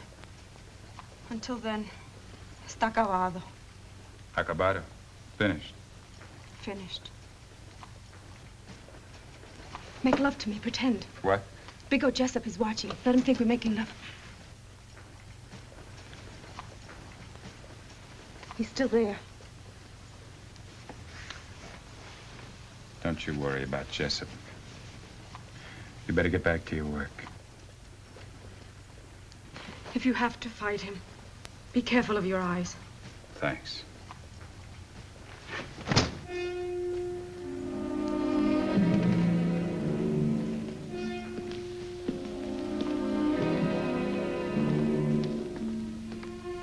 Got your eye on that breed gal, huh?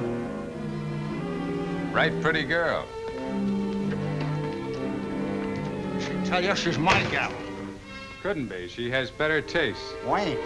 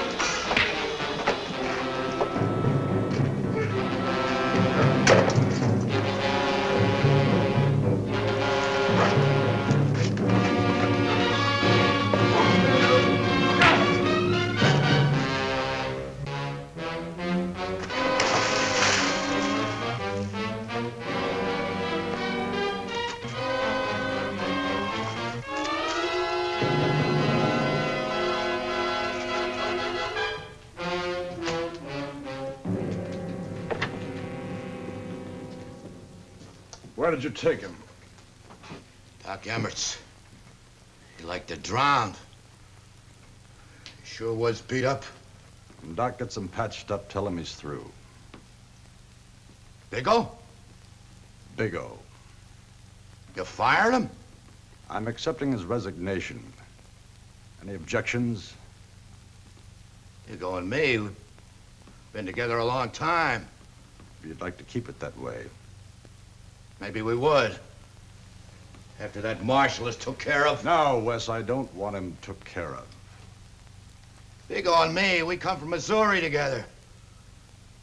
What are you trying to do, earn a reputation?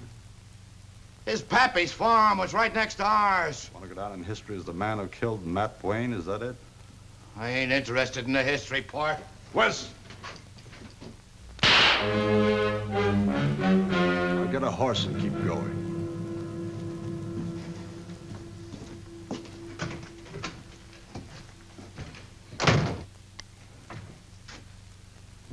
Bullard, you've gone too far. Shut up, Myra. I know what I'm doing. Wayne's too important. Kill him and we'll have U.S. Marshals investigating, digging into things here. Well, Wayne's already digging. And you know something? I hope he digs deep enough. For what? To find you.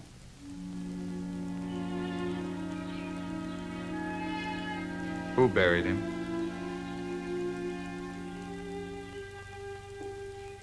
You did, didn't you? Somebody had to.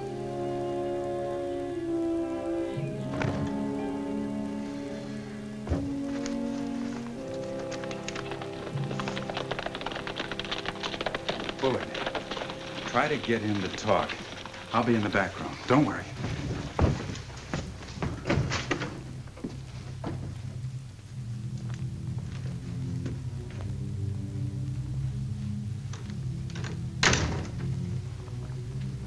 Where is he? I don't know. You're lying. Where is he? I've killed others. I'll kill you. Take your hands off her. Marshal, I've been wanting to see you. Well, here I am. Wayne, you look to me to be a smart man. I try to be. Smart men like money. How's 500 in gold? What do I have to do to earn it? Very easy. Go home. Forget about Stu Sanchez. I'm afraid I'm not that smart. 1,000. 2,000. Some of your gambling I've heard of. You're not above taking easy money. When I gamble, the other fellow has a chance. What does that mean? Did Stu Sanchez have a chance when you killed him? We've just been to his grave, where you dropped him. Would you like to see it? Marshal, I never dropped anybody. I'll drop the belt, Marshal. You should have taken that offer, you know.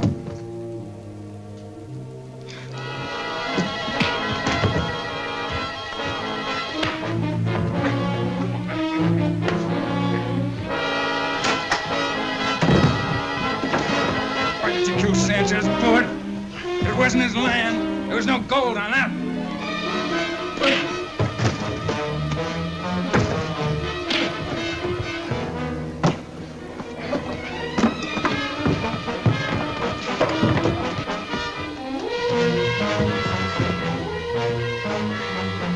Rich to want his goats. What was it, Bullard?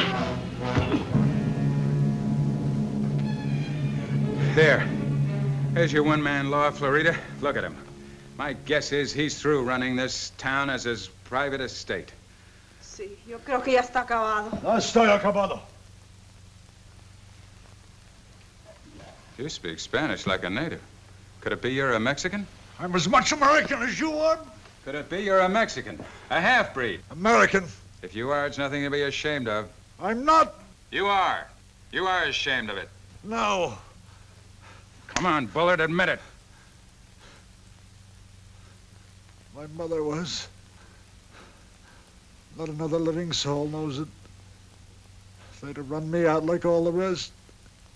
But Stu Sanchez knew it. And his son, Abe, too. So you had to kill both of them. Isn't that it? Reed Bullard, I'd like to kill you. Shoot and get it over with. No. Shooting is too good for you. I want to see you hang. A man who would murder to deny his own blood. You're a fool, Bullet. You're as American as we are.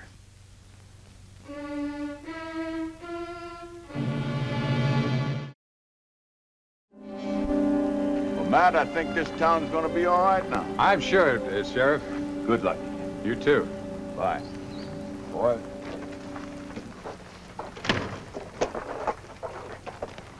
Goodbye, Mr. Wayne. Clarita, I was coming in to say goodbye to you. I want you to do me a favor. I want you to have this. What is it? Sanchez's savings, $200. I came here to give it to Stu. I can't take it. All right, then spend it. Buy a gravestone for Stu. Have them carve something nice on it. In Spanish.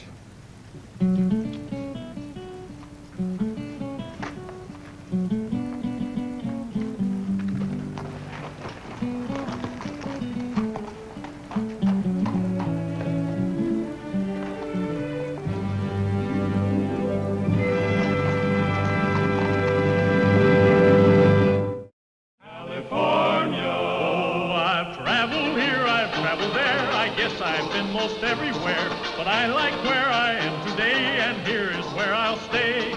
Now one thing I just can't endure is being broke and being poor, so I come west to take the cure, and here is where I'll stay. I've come to California, California. There's gold in them there hills in California. I've come to live where life is best, in the Golden West. I'm gonna strike it rich in California.